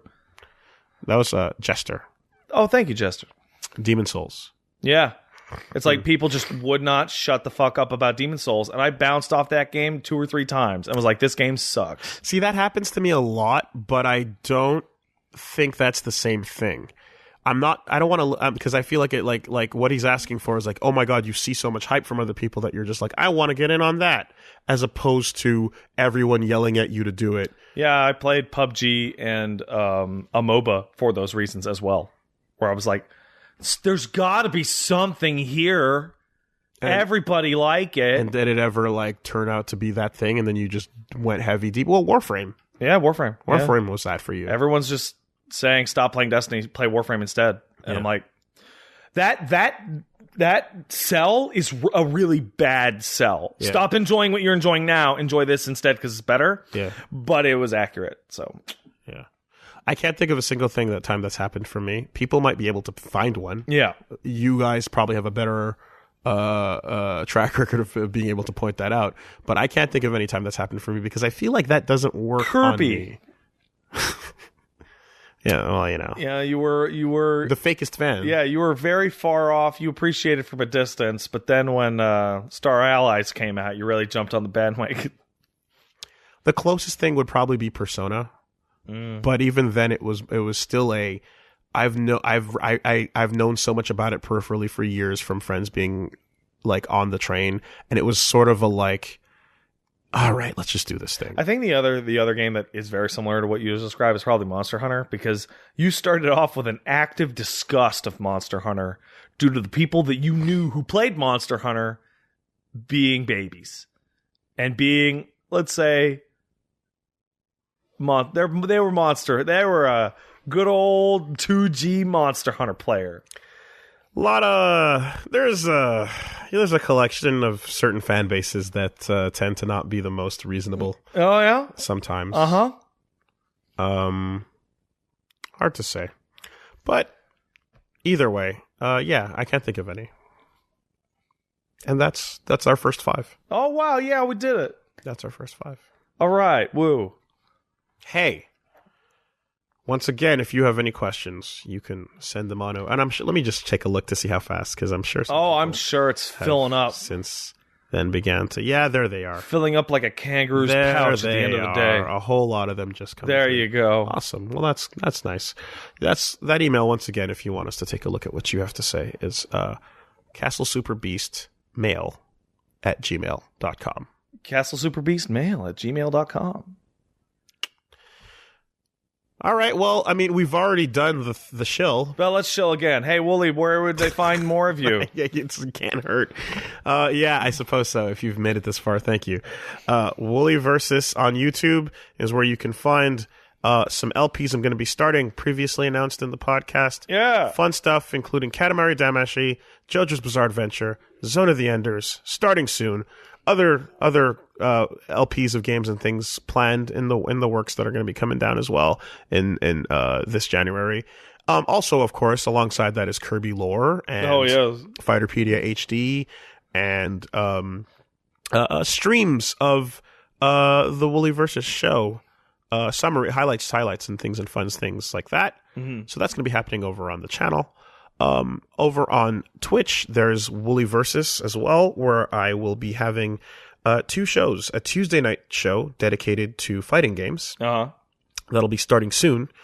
And that will be something that I want to use to, kind of help people get into fighting games. Oh, interesting. So if you're interested in that and that world. You're highlighting your VODs, I assume? Yeah, they're all there. Then stick around on Wooly Versus on Tuesdays, and then on Saturday nights, I'm going to be doing non-fighting games, like other stuff. Just fucking whatever over on the Wooly Versus stream. We'll figure it out. Speaking of figuring it out, I also have a podcast. That's good. It's a second podcast. It's a podcast called Wooly Will Figure It Out. It's all about creativity, failure, and I guess, what's the other thing? And just fucking figuring things out. Yeah, I guess so. Wow. That's the right way to put it. And you can find that at woolywillfigureitout.com, but you can also look for Wooly Will Figure It Out on everywhere that podcasts are sold. Well, not sold. Yeah. Everywhere that podcasts are sold. Next to the juice aisle. So, that's me. Wow, that was quite a spiel. You have many projects going on. It's basically the same 3 things I used to do, except now they're the ones with the Wooly name in it. Yeah.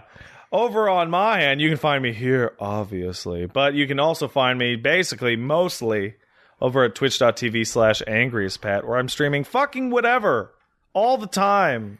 Though I'm looking at a Tuesday to Friday schedule where I would do Monday here and then Tuesday to Friday. However, unlike Wooly, there is absolutely no rhyme or reason to it, for it, whatever. So fucking figure it out, show up. The only thing that I will announce, mainly ahead of time, is like, hey, on January 25th, I'm going to play a bunch of Resident Evil. Because that comes out, and so on and so forth. I also guest star as Pat the Intern over at twitch.tv/beachsaliva. Oh, that's where your I help role. out now and then. That's your job now. Yeah, that's my job now. Yeah. I got an intern over there because some people don't know how to push the buttons real good.